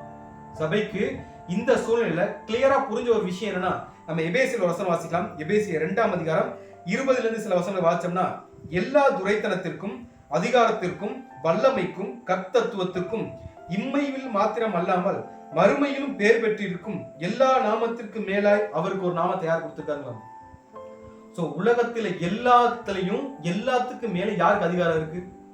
ஆண்டவரே இயேசு கிறிஸ்துக்கு அதிகாரம் இருக்குன்னா, உலகத்தில் நடக்கக்கூடிய எல்லா காரியங்களையும் நமக்கா யார் அனுமதிச்சிருக்கிறது? கிறிஸ்து என்ன பண்ணிருக்காரு? அனுமதிச்சிருக்காருன்னா, அந்த அனுமதியை யார் மதிச்சாலும், சோ அவர் அனுமதிக்காம யாருக்கு என்ன வராது? எனக்கு ஒரு தீங்கும் வராது. சோ இது வருதுன்னா என்னை யார் சோதிச்சுட்டு இருக்கிறது? வெள்ளியை புடமிடுகிற மாதிரி நான் யாரை புடமிடுறேங்கிறாரு? உங்களை புடமிடனா என்னை எங்க அப்பா என்ன பண்ணிட்டு இருக்காரு? தயார் பண்ணிட்டு இருக்கிற. இதுக்கு யார் நம்ம கீழ்படிக்கிறாங்க? சோ இந்த சிந்தனை வந்துருச்சு அப்படின்னாலே, உலகத்துல இருந்து எவ்வளவு பெரிய வெள்ளம் வந்தாலும் சரி, எவ்வளவு பெரிய திரளான தண்ணீர்கள் வந்தாலும் சரி, சபைக்கு அதை பத்தி என்ன கிடையாது, எந்த ஒரு கவலையுமே கிடையாது. இதுல சபை சொல்ல வர விஷயம் என்னன்னா, நேச்சர் எலிமெண்ட்ஸ் சொல்லுவாங்க. இயற்கையில ஒரு மிகப்பெரிய ஒரு சக்தி அப்படின்னு சொல்லுவாங்கல்ல, பஞ்சபூதங்கள் கூட சொல்லுவோம், நிலம், நீர், காற்று, ஆகாயம், நெருப்புன்னு சொல்லுவோம். இதுல ஏறக்குறைய ஒரு 3க்கு மேல சபை கவர் பண்ணிருக்கு. பாதாளம், பூமி தான் உலகத்திலே மிகப்பெரிய எலிமெண்ட்னு சொல்லுவாங்க. அந்த பாதாளத்தோட எது பெருசுன்னா எங்களுடைய அன்பு பெருசு. அதுக்கடுத்து அக்னி, அதை விட பெருசு என்னன்னா அக்னின்னு சொல்லுவாங்க.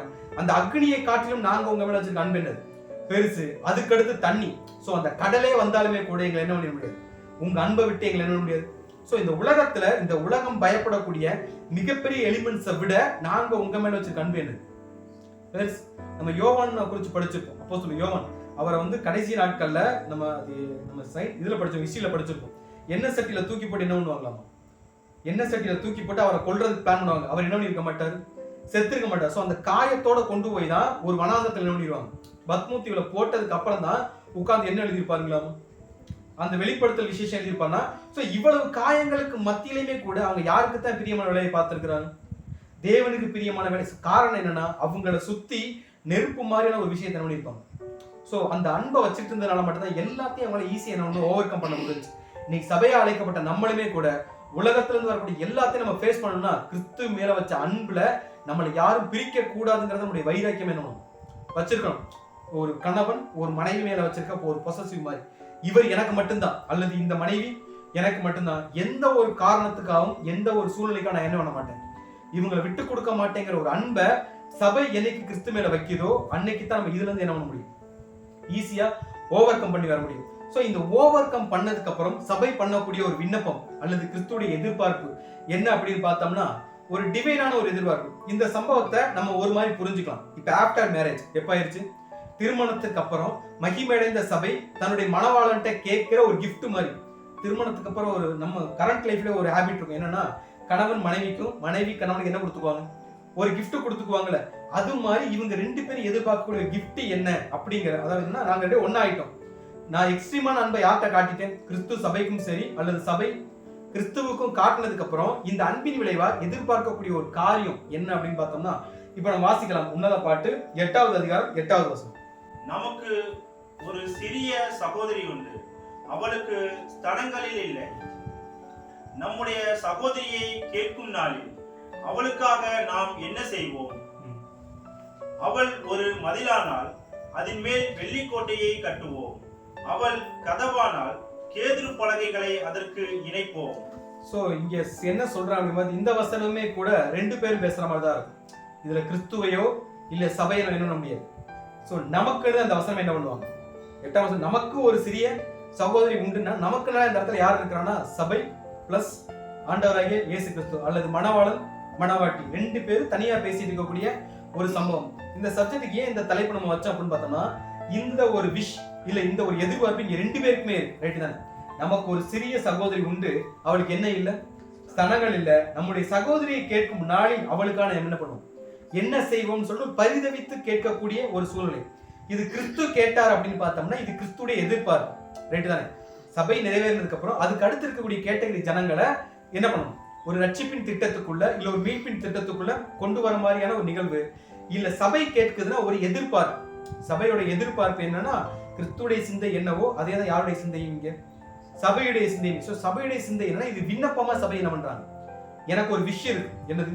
ஆஃப்டர் மேரேஜ் எனக்கு ஒரு எதிர்பார்ப்பு இருக்கு, இது என்ன பண்ணி கொடுங்க, எனக்கு பூர்த்தி பண்ணி கொடுங்க அப்படின்னு கேட்கிற மாதிரியான ஒரு துணியில தான் என்னன்னா இந்த ஒரு வசனத்தை பதிவு பண்ணியிருப்பாங்க. சோ இந்த வசனத்துல சபை சொல்ல வர விஷயம் அல்லது அவங்க ரெண்டு பேரும் சொல்ல வர விஷயம் என்னன்னா, நமக்கு ஒரு சிறிய சகோதரி உண்டு, அவளுக்கு என்ன இல்லாம ஸ்தனங்கள் இல்லை.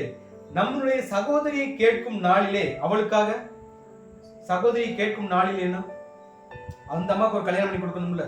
சோ அந்த அம்மாவை கல்யாணம் பண்றதுக்கு பொண்ணு கேட்டு வரும்போது இந்த மாதிரி கண்டிஷன்ல இருந்தா இந்த அம்மா என்ன முடியாது, கல்யாணம் பண்ணி கொடுக்க முடியாதே, நம்ம என்ன செய்வோம் அப்படின்னு பரிதவித்து கேட்கக்கூடிய ஒரு கேள்வி. ரைட்டுங்களா? அதுக்கு என்ன சொல்றாங்க அப்படின்னு பார்க்கும்போது, அவள் ஒரு மதிலானால், உன்னத பாட்டு 8-9 படிக்கும்போது அவள் ஒரு மதிலானால் அதன் மேல என்ன பண்ணும்? ஒரு வெள்ளி கோட்டைய நம்ம கட்டுவோம். அப்படி இல்ல அவள் ஒரு கதவானால் கேது பலகைகள் என்ன பண்ணுவோம், நம்ம இணைப்போம் அப்படிங்கிற. இதுல நிறைய விஷயங்களை இங்க வந்து ரெண்டு பேரும் வந்து நமக்கு ஒரு எப்படி சொல்லலாம், ஒரு உவமை மாதிரி என்ன பண்ணிருப்பாங்கன்னா பேசியிருப்பாங்க. இதுல நம்ம கண்டுபிடிக்க வேண்டிய விஷயம் என்னன்னா, இங்க சிறிய சகோதரி இங்க யார் அப்படின்னு ஃபர்ஸ்ட் நம்ம என்ன பண்ணியாகணும், கண்டுபிடிக்கணும். ரெண்டாவது அவளுக்கு என்ன இல்லைங்களாமா, ஸ்தனங்கள் அவளுக்கு என்ன இல்லை இல்ல அப்படின்ட்டாங்க. இப்ப அது என்னன்னு யாரு கண்டுபிடிச்சாகணும், நம்ம கண்டுபிடிச்சாகணும். அடுத்து என்னன்னா அவளை கேட்கும் நாள் எந்த நாள் அப்படிங்கறத நம்ம வந்து ரிவீல் பண்ணி ஆகணும். அதுக்கடுத்து அவள் ஒரு மதிலானால் அப்படின்னம்னா என்னன்னு பார்க்கணும். அதுக்கடுத்து ஒரு கதவானால் அப்படிங்கறத என்ன பண்ணி ஆகணும், சோ என்ன அப்படின்னு பார்க்கணும். இதுல இவங்க யாருன்னு நம்ம கண்டுபிடிக்க என்ன பண்ணணும்னா, இவங்களுக்குரிய குவாலிட்டியை தான் 9ஆம் வசனத்துல சொல்றாரு. என்ன சொல்றாங்க அப்படின்னு பார்க்கும்போது, அவள் ஒரு மதிலானால் அதன் மேல் என்ன கட்டுவோம், வெள்ளி கோட்டையை நாங்க என்ன பண்றோம் கட்டுவோம். அவள் ஒரு கதவானால் கேதுரு பலகையில அதுக்கு என்ன பண்ணுவோம் இணைப்போம்னு சொல்றாங்கன்னா, இப்ப அவங்க என்னவா இல்ல, அவங்க மதிலாவும் இல்ல, அதே நேரத்துல கதவாவும் இல்ல அப்படிங்கிறத புரிஞ்சுக்கலாங்களா? சோ இப்ப இது யாருன்னு கண்டுபிடிச்சிட்டா, இந்த நிலைமையில யாரு இருக்கிற அப்படிங்கிறத கண்டுபிடிச்சிட்டோம்னா மேல சொன்ன சிறிய சகோதரி யாருன்னு என்ன பண்ணிடலாம், ஈஸியா நம்ம கண்டுபிடிச்சிக்கலாம். இப்ப மதில் அப்படிங்கிறது எதை அடையாளப்படுத்தும் அப்படின்னு நம்ம பார்த்தோம்னா, நம்ம ஒரு வசனம் வாசிக்கலாம். ஏசாயா 46-9வது அதிகாரம் 16வது வசனம். இதோ என் உள்ளங்கைகளில் உன்னை வைத்திருக்கிறேன், உன் மதில்கள் எப்போதும் என் முன் இருக்கிறது. இங்க என்ன சொல்லியிருக்காரு அப்படின்னு போகுது, என் உள்ளங்கைகளில் உன்னை என்ன பண்ணிருக்கேன், நான் வரைந்திருக்கிறேன், உன் மதில்கள் எப்போதும் யாருக்கு படி இருக்குதுலாம். சோ மதில்னாலே பாதுகாப்பு அரண் அப்படின்னு நம்ம படிச்சிருக்கோம். ரைட்டு தானே? சோ ஒரு பாதுகாப்பு அடையாளப்படுத்தக்கூடிய நிலைமை தான் என்னன்னா மதில் அப்படிங்கிற விஷயத்த அடையாளப்படுத்தும். ரைட்டுங்களா? சோ இந்த ஒரு மதில தான் யார் நமக்காக கொடுத்திருக்கிறது, இன்னைக்கு நமக்கு மதிலா இருக்கிறது என்னது, அவர் அல்லது அவருடைய சத்தியம். இந்த சத்தியத்தை நம்ம நிலைச்சிருந்தோம்னா நமக்கு எந்த பிரச்சனையுமே கிடையாது. இதை நம்ம கொடுத்துட்டாரா இல்லையா ஒரு கேள்வி கேட்டோம்னா, கொடுத்துட்டார். நமக்கு ஒரு மதில் சவர நம்மளை சுத்தி என்ன பண்ணிட்டார், கட்டிட்டார். பட் இந்த மதில் செவத்தை பத்திரமா பாதுகாக்க வேண்டிய பொறுப்பு இங்க யாருக்கு? நமக்கு இருக்கு. பட் இந்த மதில் செவத்தை நம்ம இடிச்சு போட்டோம்னா நம்ம ஒரு பாதுகாப்பு இல்லாத ஒரு நிலைமையில யார் மாட்டிக்குவோம்? நம்ம மாட்டிக்குவோம். சோ இத பாதுகாக்கல அப்படின்னம்னா நமக்கு என்ன நடக்கும் அப்படின்னு பார்த்தோம்னா, இதை நம்ம எப்படி இடிச்சு போடுறோம் அப்படின்னு புரிஞ்சுக்கலாம்னா, இந்த மதில் செவத்தை நம்ம எப்படி இடிச்சு போடுறோம் அப்படின்னு பார்த்தோம் அப்படின்னு பார்த்தோம்னா இன்னொரு வசனம் வாசிக்கலாம். 2 ராஜாக்கள் 17வது அதிகாரம் 16ஆம் வசனம். தங்கள் தேவனாகிய கர்த்தரின் கற்பனைகளை எல்லாம் விட்டு 2 கன்றுக்குட்டிகளாகிய வார்ப்பித்த விக்கிரகங்களை தங்களுக்கு உண்டாக்கி விக்கிரக தோப்புகளை நாட்டி வானத்தின் சேனைகளை எல்லாம் பணிந்து கொண்டு பாகாலை சேவித்தார்கள். சோ நமக்குன்னு இருக்கக்கூடிய ஒரே மதில் சுவர் என்னன்னா ஆண்டவராகிய இயேசு கிறிஸ்து, இல்ல அவர் நிமித்தம் கொடுக்கப்பட்ட அந்த கற்பனைகளும் கட்டளைகளும் தான். ரைட் தான். சோ சபை ஒரு காலத்துல என்ன ஆயிரும் அப்படின்னு பார்த்தோம்னா, சபை அழைக்கப்பட்டவர்கள் இல்ல அதுல இருக்கக்கூடிய பல டிவிஷன்ஸ் அப்படின்னு வச்சுக்கலாங்களே, இவங்க என்ன ஆயிருவாங்க அப்படின்னு பார்த்தோம்னா, இரண்டாவது உலகத்துல இஸ்ரேல் ஜனங்கள் பண்ணின ஒரு பாவம். என்ன பாவம் பண்ணாங்கன்னா, தங்கள் தேவனாகிய கர்த்தரின் கற்பனைகளை எல்லாம் என்ன பண்ணிட்டாங்களாமா? ஏன்னா அதுதான் அவங்களுக்கு ப்ரொடெக்ட்.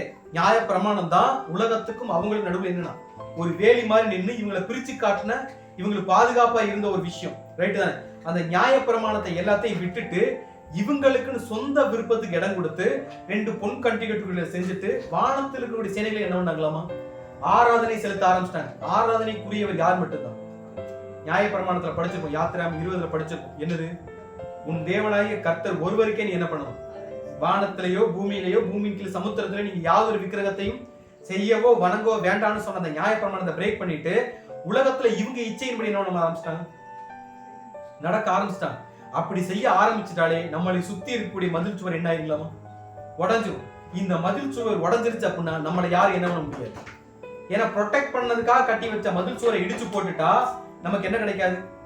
மதில் சுவர் நம்ம அந்த காலத்துல படிச்சிருக்கோம். ஒரு ராஜ்யம் இருக்கணும், அந்த ராஜ்யத்தை பாதுகாக்கிறதுக்காக அந்த ராஜ்யத்தை சுத்தி கட்டக்கூடிய ஒரு விஷயம் என்ன? அந்த மதில் சுவர். இந்த மதில் சுவரை இடிச்சு போட்டா அந்த ராஜ்யத்துக்கு பாதுகாப்பு இருக்குன்னு கேள்வி கேட்டோம்னா, சோ நியாய பிரமாணத்தை அங்க இடிச்சு போட்டாலோ இங்க ஒரு குறிப்பிட்ட ஜனங்கள் என்ன பண்ணுவாங்கன்னா, தேவன் கொடுத்த சத்தியத்தை என்ன பண்ணிடுவாங்க? இடிச்சு போட்டு மதில் சுவரே இல்லாத ஒரு ராஜ்யம் மாதிரி யார் இருப்பாங்களா? அவங்க இருப்பாங்க. அப்படி இருந்தாங்க அப்படின்னம்னா அவங்களுக்கு என்ன கிடைக்கும் அப்படின்னு நம்ம பார்த்தோம் அப்படின்னா, நீதிமொழிகள் 25வது அதிகாரம் 28வது வசனம். தன் ஆவியை அடக்காத மனுஷன் மதிலிடிந்த பாழான பட்டணம் போல் இருக்கிறார். சோ இந்த வசனத்தை திருமொழியில நம்ம படிச்சோம் அப்படின்னா தன்னடக்கத்தை குறித்து இங்க பேசியிருப்பார். யாருக்கெல்லாம் மனத்தாழ்மை இல்லாம தன்னுடைய ஆவியான தன்னுடைய சுய இச்சையை யாரெல்லாம் அடக்காம இருக்கிறாங்களோ அவங்க எல்லாம் எதுக்கு ஈக்குவலா இருப்பாங்களாமா? மதில் இழிந்த பாழான பட்டணம் மாதிரி ஆயிடுவாங்க. அப்படின்னா என்ன அர்த்தம் அப்படின்னு பார்க்கும்போது, நமக்கு ஒரு விஷயத்த கொடுத்திருக்கிறாரு, அதை பாதுகாக்க யாருக்கு தெரியல. சோ நம்ம தேவனுடைய சித்தத்தை தான் செய்ய வந்திருக்கோம். அவர் சித்தத்தை செய்யாம நம்முடைய சித்தத்துக்கு நம்ம என்னைக்கு இடம் கொடுக்கிறோமோ அன்னைக்கு நம்முடைய பட்டணம் எப்படி ஆயிடலாமா? மதிலிடைந்த பாழான ஒரு பட்டணம் மாதிரி ஆயிரும். அதுல இருந்து யார் வெளியே வர முடியாது? நம்ம என்ன பண்ண முடியாதுலாமா? வெளியவே வர முடியாது. சோ அந்த ஒரு காரியத்தை யார் இங்க பண்ணிடக்கூடாது. சோ இப்ப சபை என்ன சொல்லுதுன்னா, அங்க ஒரு மதில் சுவர் இருந்துச்சு அப்படின்னா நம்ம அது மேல என்ன கட்டலாம்? ஒரு வெள்ளி கோட்டைனா வெள்ளினாலே நமக்கு தெரியும் எதை அடையாளப்படுத்தும்? சத்தியத்தின் நிமித்தம் நம்மளை பூரணப்படுத்தக்கூடிய ஒரு நிலைமை. சோ சத்தியத்தின் நிமித்தம் நம்மளை ஒரு பரிபூரணத்துக்குள்ள கொண்டு வரணும் அப்படின்னாலே நமக்கு என்ன வேணுங்களாமா? ஒரு மதில் சுவர் என்ன வேணும்? கண்டிப்பா வேணும். அந்த மதில் சுவர் இப்ப யார்கிட்ட இல்லைங்கிறாரு? அந்த ஒரு குறிப்பிட்ட ஒரு ஜனங்கள்ட்ட என்ன இல்லாம அந்த மதில் சுவர் இல்ல அப்படிங்கிறாங்க.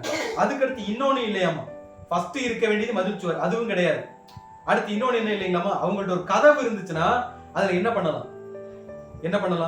கேதுரு பலகையில் என்ன பண்ணலாம்? இணைக்கலாம் அப்படின்னு சொல்லியிருப்பாங்க. இப்ப கதவுனால என்னதான் அடையாளப்படுத்தும்? பாதுகாப்பு அடையாளப்படுத்தக்கூடிய ஒரு விஷயம். இப்ப கதவு இருக்கு, ஆனா அந்த கதவு எப்படி இருக்கு? ஒரு கதவுல கேதுரு பலகை இணைக்கணும்னா என்னவா இருந்தா அதுல பலகையை வச்சு அடப்போம்? உடஞ்சிருக்கணும், இல்ல ஓட்டையோட இருக்கணும். பாதுகாப்பு கதவு இருக்கும், ஆனா என்ன கண்டிஷன்ல இருக்காது? பயன்படுத்த முடியாத ஒரு நிலைமையில இருக்கக்கூடிய ஒரு நிலைமை அடையாளப்படுத்துது. இப்ப சபைகிட்ட என்ன இருக்குன்னா, அவங்களுக்கு ஒரு பாதுகாப்பை என்ன பண்ணியிருந்தார்? கொடுத்திருந்தார். ஆனா அந்த பாதுகாப்பை சபை என்ன பண்ணிட்டாங்க? நம்ம இந்த கதவை குறிச்சு இன்னொரு இடத்துல படிச்சிருக்கோம். எங்க படிச்சோம் ஞாபகம் இருக்குங்களா? பிரசங்கியில சொல்லுவார். பிரசங்கி 12ஆம் அதிகாரத்துல என்னன்னா, வாலிப பிரயாயத்தில் உன் சிருஷ்டிகரின் இணை அப்படின்னு சொல்ற விஷயத்துல கதவு அப்படிங்கிற விஷயத்தை மீன் பண்ணுவார். என்ன விஷயம் அப்படின்னு பார்க்கும்போது வசனம் வாசிக்கலாம். பிரசங்கி 12வது அதிகாரம் 4வது வசனம். ஏந்திர சத்தம் தாழ்ந்ததினால் தெருவாசலின் கதவுகள் அடைக்கப்பட்டு குருவியின் சத்தத்துக்கும் எழுந்திருக்க வேண்டியதாகி கீத வாத்திய கன்னிகை எல்லாம் அடங்கி போகாததற்கு முன்னும் உங்களை என்ன சொல்லியிருக்காருன்னா, எந்திர சத்தம் தாழ்ந்ததினால் தெருவாசலின் கதவுகள் என்ன ஆச்சுங்களாமா. சோ இங்க காதை குறிச்சு பேசிட்டு இருப்பாரு, ரைட்? அந்த வசனம் தெரியும், காதை குறிச்சு பேசிட்டு இருப்பாரு. காதைய தெருவாசலுக்கு மீன் பண்ணிருப்பாரு. நம்ம லாஸ்ட் வீக் கூட பார்த்துருவோம், பிரசங்கி 12ஆம் அதிகாரத்தை ரீசன் நம்ம பார்த்துருக்கோம். சோ அது என்ன சொல்லியிருப்போம் அப்படின்னு பார்க்கும்போது, தெருவாசல்ல தெருவுக்கு வாசல் இருக்குமா, ஒரு ஊருக்கு என்ட்ரி இருக்கும்ல, எல்லா ஊருக்குள்ளேயும் போனா அந்த வலை என்ன சொல்லுவோம், ஆர்ச்னு வச்சிருப்பாங்க, ஒரு ஆர்ச் மாதிரி ஒரு விஷயம் கட்டி வச்சிருப்பாங்க. அந்த ஆர்ச் வந்துருச்சு அப்படின்னா ஒரு ஊர் வந்துருச்சுன்னு ஒரு அடையாளம், ரைட்டு தானே? சோ இப்போ ஒரு ஊருக்கு வாசல் இருக்கு அப்படின்னா அங்க கேட் இருக்குமான்னு கேட்கு, கேட் இருக்காது, ரைட் தானே? ஒரு ஆர்ச் மட்டும் யார் வேணா உள்ள போலாம், யார் வேணா என்ன பண்ணிக்கலாம், வெளியே வரலாம். ஆனா இங்க என்ன சொல்றாங்கன்னா, மனுஷனுடைய காதுகள் எப்படி இருக்கு அப்படிங்கும்போது, இப்ப கண்ணுக்கு வாசல் இருக்க ஒரு கேள்வி கேட்டோம்னா, கண்ணுக்கு வாசல் இருக்கு, கண்ணை நம்ம அடைக்க முடியுமா? அடைக்கலாம். வாயை அடைக்க முடியுமான்னு கேட்டோம்னா அடைக்கலாம். ஆனா காதை என்ன பண்ண முடியாது, அடைக்க முடியாது. எதை பார்க்கணும்னு விருப்பப்படுறோமோ அதை மட்டும் பார்க்கலாம், எதை பேசணும்னு நினைக்கிறோமோ அதை மட்டும் பேசலாம். பட் இதைத்தான் கேட்கணும், இதைத்தான் கேட்க கூடாது, நம்மளால காது அடைக்க முடியுமான்னு கேட்டோம்னா எனக்கு காது ஓப்பனா இருக்கும். யார் பேசினாலும் காது என்ன பண்ணும், கேட்கும். அதை மூளைக்கு கொண்டு போய் ஸ்டோர் பண்றதா யார் வேலை, நம்ம வேலை. சோ அந்த மாதிரி யாருடைய காது இங்க இருக்கு அப்படின்னா, சபையுடைய காது எப்படி இருக்குன்னா, யாரு பேசினாலும் சபை கேட்குங்களா, இவங்க தான் வரணும், இவங்க தான் வரக்கூடாதுங்கிறதுக்காக கேட் இருக்கு, ரைட் தானே? அந்த கேட்டை போட்டுட்டோம்னா யாரு வேணா அந்த கேட்டுக்குள்ள என்ன பண்ணிக்கலாம், போய்க்கலாம். நல்லவங்களும் உள்ள வரலாம், கெட்டவங்களும் உள்ள வரலாங்கிற சூழ்நிலைக்கு இப்ப யாருடைய வாழ்க்கை மாறிடுச்சுன்னா, சபையாய் அழைக்கப்பட்ட ஒரு சிலருடைய வாழ்க்கை என்ன பண்ணிருச்சுங்களா. இது எப்ப மாறுச்சு அப்படின்னா நம்ம ஒரு கேள்வி கேட்போம். சோ அப்படி கேள்வி கேட்டோம்னா நம்ம ஒரு வசனம் வாசிக்கலாம். கலாத்தியர் 1ஆம் அதிகாரம் 6-7. உங்களை கிறிஸ்துவின் கிருபையினாலே அழைத்தவரை நீங்கள் இவ்வளவு சீக்கிரமாய் விட்டு வேறொரு சுவிசேஷத்திற்கு திரும்பியதை பற்றி நான் ஆச்சரியப்படுகிறேன். என்ன சொல்றாங்களாமா, உங்களை கிறிஸ்துவின் கிருபையினால் அழைச்சு ஒரு சுவிசேஷத்தை கொடுத்தா இப்ப நம்ம என்ன பண்ணிட்டு இருக்கோங்களாமா, வேறொரு சுவிசேஷத்துக்கு நீங்க என்ன பண்ணிட்டு இருக்கோம், திரும்பிட்டு இருக்கிறத பார்த்தா என்ன பண்றேன்.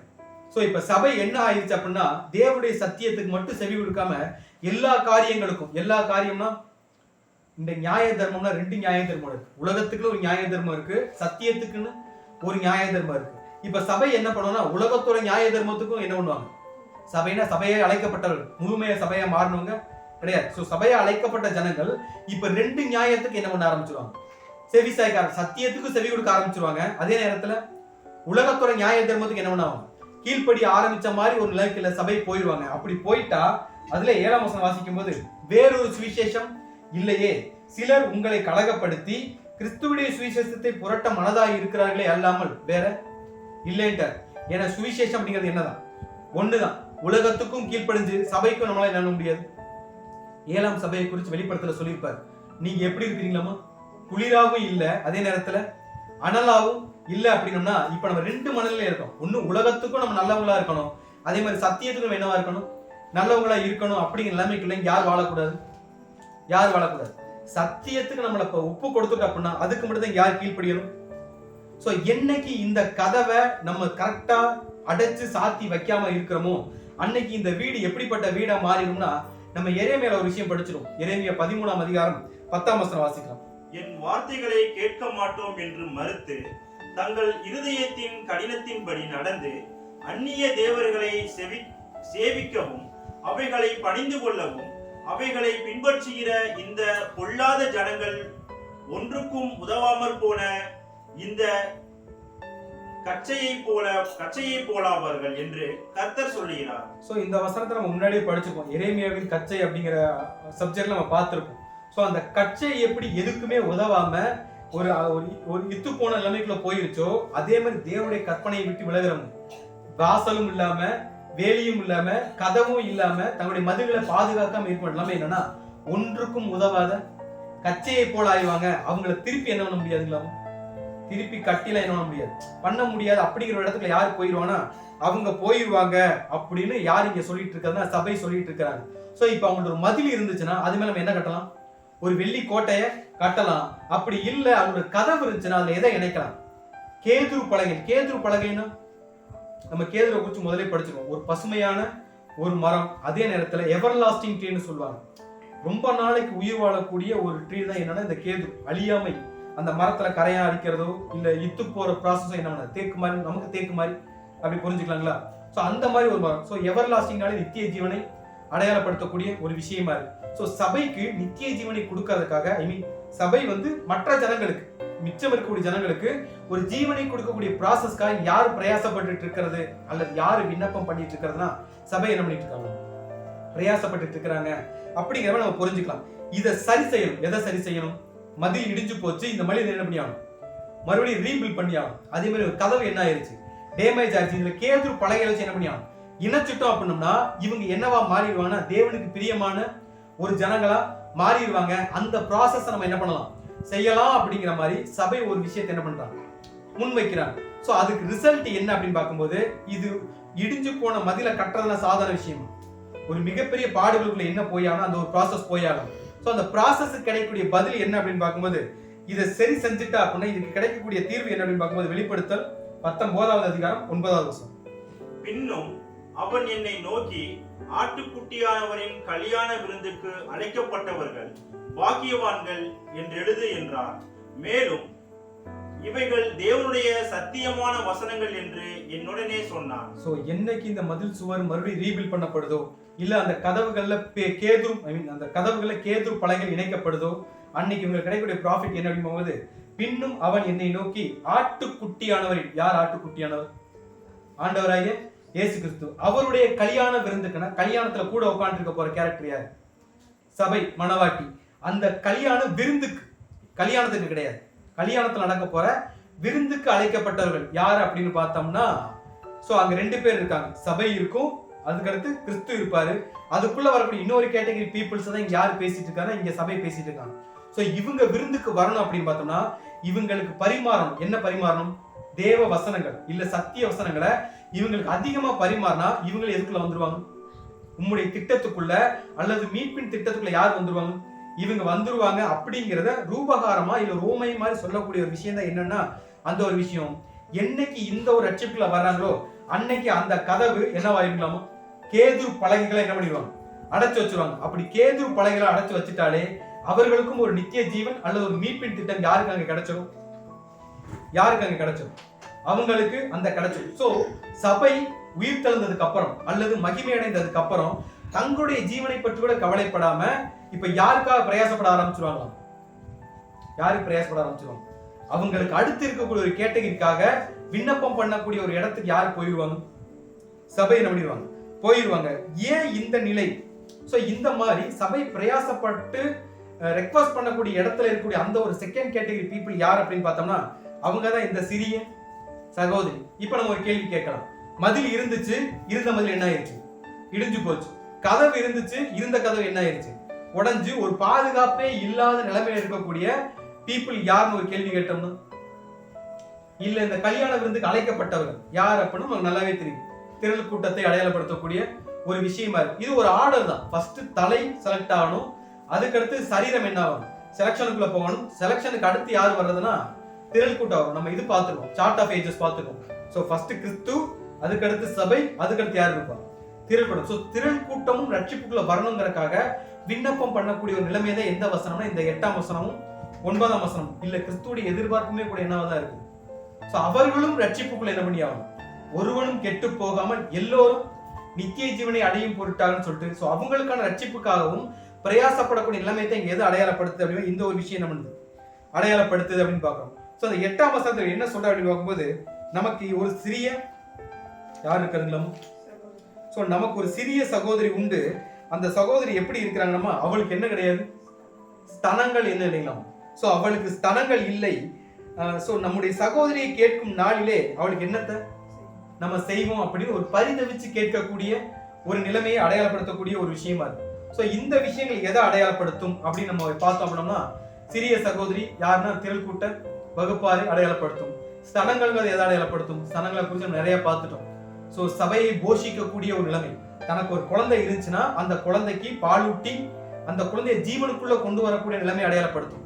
இப்ப இங்க ஸ்தனங்களை லிட்டரலா இது இருந்தா தான் அந்த பொண்ணு என்னவாயிட்டான்னு அர்த்தம், ஒரு மெச்சூர்ட் ஆயிட்டான்னு ஒரு அர்த்தம், ரைட் தானே? இது இல்லாம தனக்கு வரக்கூடிய குழந்தைய போஷித்து வழிநடத்த முடியுமா ஒரு கேள்வி கேட்டோம்னா முடியாது. இப்ப சபை என்ன சொல்றாங்கன்னா, எனக்கு ஒரு சகோதரி இருக்காங்க, ஆனா அவங்களுக்கு என்ன இல்லை. ஸோ லிட்டரலா யோசிச்சோம்னா அவங்களுக்கு வயசாயிருச்சு. என்ன ஆயிருச்சு? வயசு ஆயிருச்சு, ஆனா இன்னும் ஒரு மெச்சூரிட்டிக்குள்ள யார் வரல, ஒரு பக்குவத்துக்குள்ள, ஒரு முதிர்ச்சிக்குள்ள யார் வரல, அவங்க வரல. அவங்க கல்யாணம் பண்ணி வச்சா கூட அந்த குடும்பத்தை சரியா நடத்தக்கூடிய பக்குவங்க யாரு கிடையாது, அவங்களுக்கு இல்லையே. இப்ப நம்ம என்ன பண்றது அப்படின்னு கேக்குறாங்க. அப்போஸ்தலர்கள் கேட்டிருப்பாங்க, காலத்தை பார்த்தால் போதகர்கள் ஆகி இருக்க வேண்டிய நீங்கள் இன்னும் பாலை உண்ணத்தக்கவர்களா இருக்கிறீங்கன்னு சொல்ற மாதிரி எனக்கு ஒரு தங்கச்சி இருக்கிறாங்க, அவங்களுக்கு ஏஜ் வந்துருச்சு, என்ன வந்துருச்சு, வயசாயிருச்சு, கல்யாணம் பண்ற வயசு வந்துருச்சு. ஆனா யாராவது பொண்ணு கேட்டு வந்தா கொடுக்க முடியாத சூழ்நிலை இப்ப யாரு இருக்கிறது, நம்ம இருக்கிறோம் அப்படின்னா. இப்ப யோசிங்களேன், இப்ப கிறிஸ்துவுக்கும் அந்த அம்மா என்னதான், சகோதரி தான். சபைக்கும் அந்த அம்மா என்னதான், சகோதரி தான். ஆனா அந்த ஊழியத்துக்குள்ள வந்தாலுமே கூட கிறிஸ்துவுக்குள்ளான ஊழியத்துக்குள்ள இன்னும் யாரும் முதிர்ச்சி அடையலைங்களாமோ, அவங்க என்ன பண்ணல, இன்னும் முதிர்ச்சி அடையாம இருக்கிறது யாருதான், யாருதான், திரள் கூட்டம் தான். ஒருவேளை அந்த இடத்துல நம்ம இருந்தோம்னா, நம்ம ரட்சிக்கப்பட்டு அவர் சித்தத்துல ராஜ்யத்துல போயிட்டா நம்ம சபை இல்ல, நம்ம வளர்ச்சி அடையாத நிலைமையில இருந்தோம்னா நம்ம யாரா மாறிடுவோம், திரள் கூட்ட வகுப்பார யார் மாறிடுவோம், நம்ம மாறிடுவோம். சோ நம்ம என்ன கண்டிஷன்ல இருக்க கூடாது அப்படிங்கறத புரிஞ்சுக்கிறதுக்காக ஒரு நிழலா சொல்லப்பட்ட விஷயம் தான் என்னன்னா, என்னுடைய சகோதரிக்கு என்ன கிடையாது, ஸ்தனங்கள் இல்லை, ஆனா அவ என்னதான், பொண்ணுதான். கல்யாணம் பண்றதுக்கான எல்லா பக்குவமும் யாருக்கு இருக்கு, அவளுக்கு இருக்கு. ஆனா கல்யாணம் பண்ணி வச்சா அந்த குடும்பத்தை வம்ச விருத்தி பண்ணக்கூடிய பக்குவம் அந்த பொண்ணுக்கு இருக்கான்னு ஒரு கேள்வி கேட்டோம்னா இல்லையே. இப்ப நம்ம என்ன செய்வோம், பரிதபித்து சபை அல்லது கிறிஸ்துவோட எதிர்பார்ப்பா இருக்கக்கூடிய காரியம் என்ன, இந்த ஒரு 8வது வசனம். சோ ஸ்தனங்கள் அப்படி நமக்கு நல்லாவே தெரியும். சோ இவங்க என்ன கண்டிஷன்ல வரல அப்படின்னா, ஒரு மெச்சூரிட்டி பீரியடுக்குள்ள யார் வரல. ஏன் இவங்களுக்கு இன்னும் ஒரு மெச்சூரிட்டி பீரியட் வரல அப்படின்னு பார்த்தோம்னா, நம்ம ஒரு வசனம் வாசிக்கலாம். சங்கீதம் 92வது அதிகாரம் 12வது வசனம். நீதிமான் பனையை போல் செழித்து லீபனோனில் உள்ள கேதுருவை போல் வளருவான். சோ இங்க என்ன சொல்லியிருக்காங்கன்னா, நீதிமான் பனையை போல் செழித்து கேதுருவை போல் எப்படி வளருவான், நீதிமான இல்லைன்னா வளர மாட்டான். இப்ப இங்க சகோதரி மெச்சூர்ட் ஆகலைன்னா சகோதரி என்னவா ஆகல, நீதிமானா மாறல. நீதிமானா மாறி இருந்தா பனையை போல என்ன பண்ணிருக்கலாம், செழித்து வளர்ந்திருக்கலாம். பொண்ணு கேட்டு வந்தா டக்குன்னு கொடுத்துருக்கலாம். பட் சபை அந்த ஒரு கேட்டகரி பீப்புள் சபைக்குள்ள வந்துட்டாங்க, ஆனா இன்னும் மாறல. இன்னும் ஒரு முழு பக்குவம் அடைந்த ஒரு ஸ்திரீயா, ஒரு மனவாட்டிக்குரிய தகுதிக்குள்ள ஒரு பொண்ணா யார் மாறலைங்களா, நீதிமானா இருந்தா பனையை போல என்ன பண்ணிக்கலாம், செழித்து வளர்ந்துருக்கலாம். ஆனா செழித்து வரலைன்னா அவங்க என்னவா இல்ல, நீதிமானா இல்ல. அப்படின்னா என்ன கேட்டகரியில் அவங்க இருக்கிறாங்க அப்படின்னு பார்த்தோம்னா, இன்னொரு வசனம் வாசிக்கலாம். 1 பேதுரு 2வது அதிகாரம் 3ஆம் வசனம். நீங்கள் வளரும்படி புதிதாய் பிறந்த குழந்தைகளைப் போல திருவசனமாகிய களங்கமில்லாத ஞானப்பாலின் மேல் வாஞ்சையாயிருங்கள். சோ சபையா அழைக்கப்பட்ட நம்ம வளரணும் அப்படிங்கிற முடிவுக்குள்ள வந்துட்டாலே நம்ம எப்படி இருக்கணுங்களாமா, நீங்கள் வளரும்படி புதிதாய் பிறந்த குழந்தைகளைப் போல ஞானப்பாலின் என்ன வாருங்க. ஒருவேளை வாஞ்சையா இல்லைன்னா, நம்ம தமிழ்ல ஒரு வார்த்தை சொல்லுவாங்க, சபல பிள்ளைன்னு சொல்லுவாங்க. சபல பிள்ளைன்னா வயதுக்கேத்த முதிர்ச்சி என்ன இருக்காது, இருக்காது. இல்ல வயதுக்கேற்ற வளர்ச்சி என்னவா இருக்காது, இருக்காது. அப்படிப்பட்ட பிள்ளைங்க என்ன சொல்லுவோம், சரியா வளர்ச்சி அடையாத பிள்ளைங்க அப்படின்னு சொல்லுவாங்கல்ல. சோ இப்ப சபையா அழைக்கப்பட்ட ஜனங்கள் சத்தியத்தை டெய்லி படிச்சாலுமே கூட, ஆனா சத்தியத்துல பழக்கம் இல்லாத ஆடபடியால் அவங்களால சரியான வளர்ச்சி என்ன பண்ண முடியலைங்களாமா, என்ன பண்ண முடியல, காட்ட முடியல. சோ சரியான வளர்ச்சி காட்டணும்னா இந்த களங்கம் இல்லாத ஞான பாலிமை என்னவா இருக்கணுங்களாமா, வாஞ்சையா இருக்கும். சோ டே பை டே சத்தியத்துல எந்த அளவுக்கு நம்ம வளர்றோமோ அந்த அளவுக்கு மனவாட்டிக்குரிய தகுதி யாருக்கு வந்துடும், நமக்கு வந்துடும். இல்லைன்னா என்ன பண்ணாரு, கல்யாண வயசு வந்திருக்கும், ஆனா கல்யாணம் பண்ற பக்குவம் யாருக்கு வந்திருக்காரு, நமக்கு வந்திருக்காரு.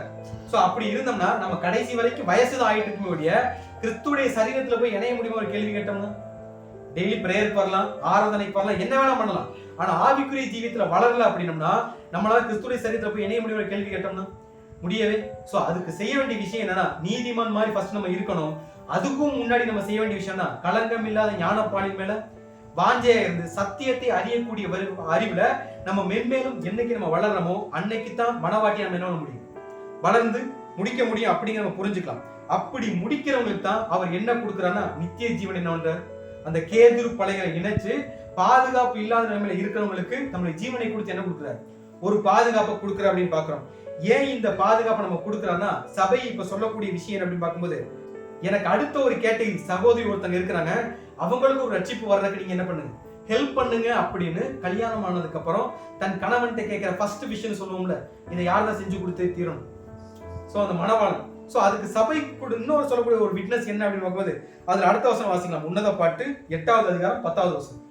நான் மதில்தான், என் ஸ்தனங்கள் கோபுரங்கள், அவருடைய கண்களில் கடாட்சம் பெறலானே. ஸோ இப்போ சபை என்ன சொல்லுது அப்படின்னு போது, நான் ஒரு ரிக்வஸ்ட் கேட்கிறேன் உங்கள்கிட்ட. ஸோ நான் ஒரு ரிக்வஸ்ட் கேட்கிறேன் அப்படின்னா, இந்த ரிக்வஸ்ட் கேட்கறதுக்கு முன்னாடி நான் ஒரு தகுதி அடைஞ்சிருக்கணும். ரைட்டு தானே?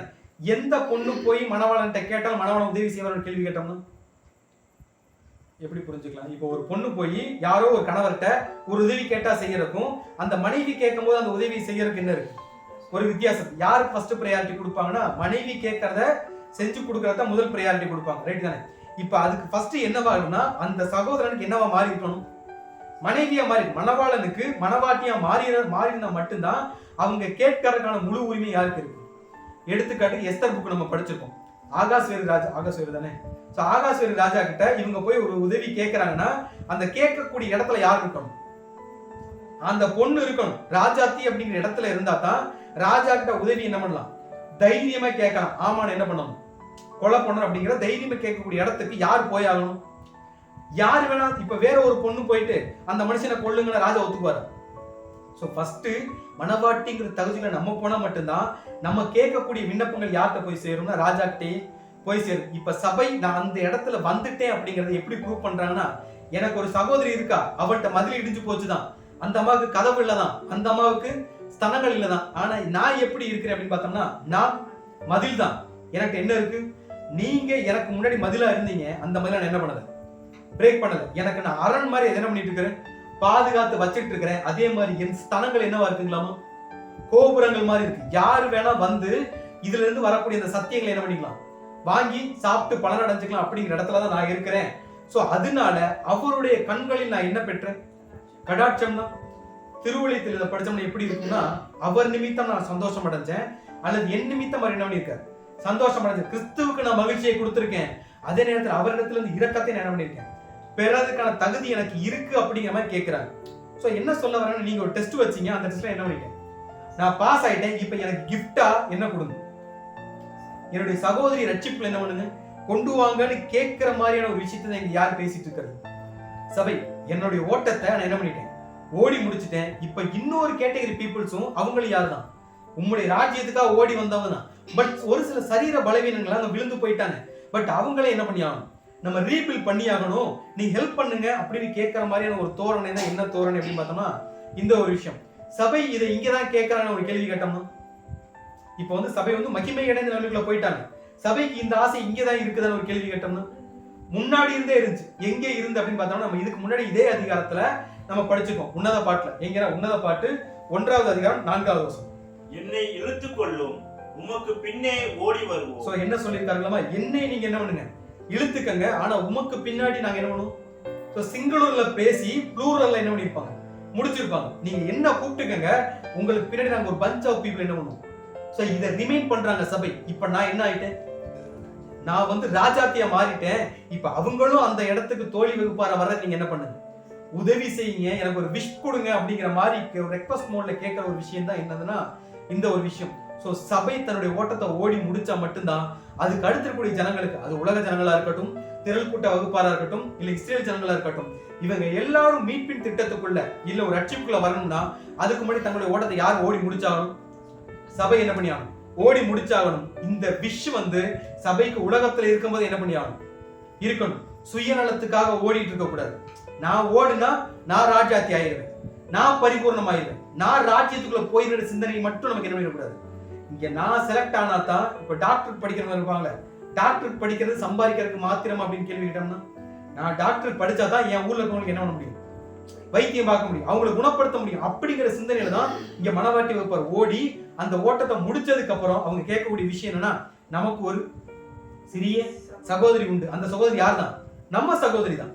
நம்மள மாதிரியே ஓடி வந்தவங்க தான். அவங்களையும் ப்ரொடெக்ட் பண்ணக்கூடிய ஒரு பக்குவம் தான் யாருக்கு வந்திருக்கும் அப்படின்னா சபைக்கு வந்திருக்கும். ஸோ மற்றவர்களுக்காக பிரயாசப்படக்கூடிய இடத்துக்கு என்னைக்கு சபை போகுதோ அன்னைக்கு தான் சபை ஒரு முதிர்ச்சியான நிலைமைக்குள்ள யார் போயிருப்போம்.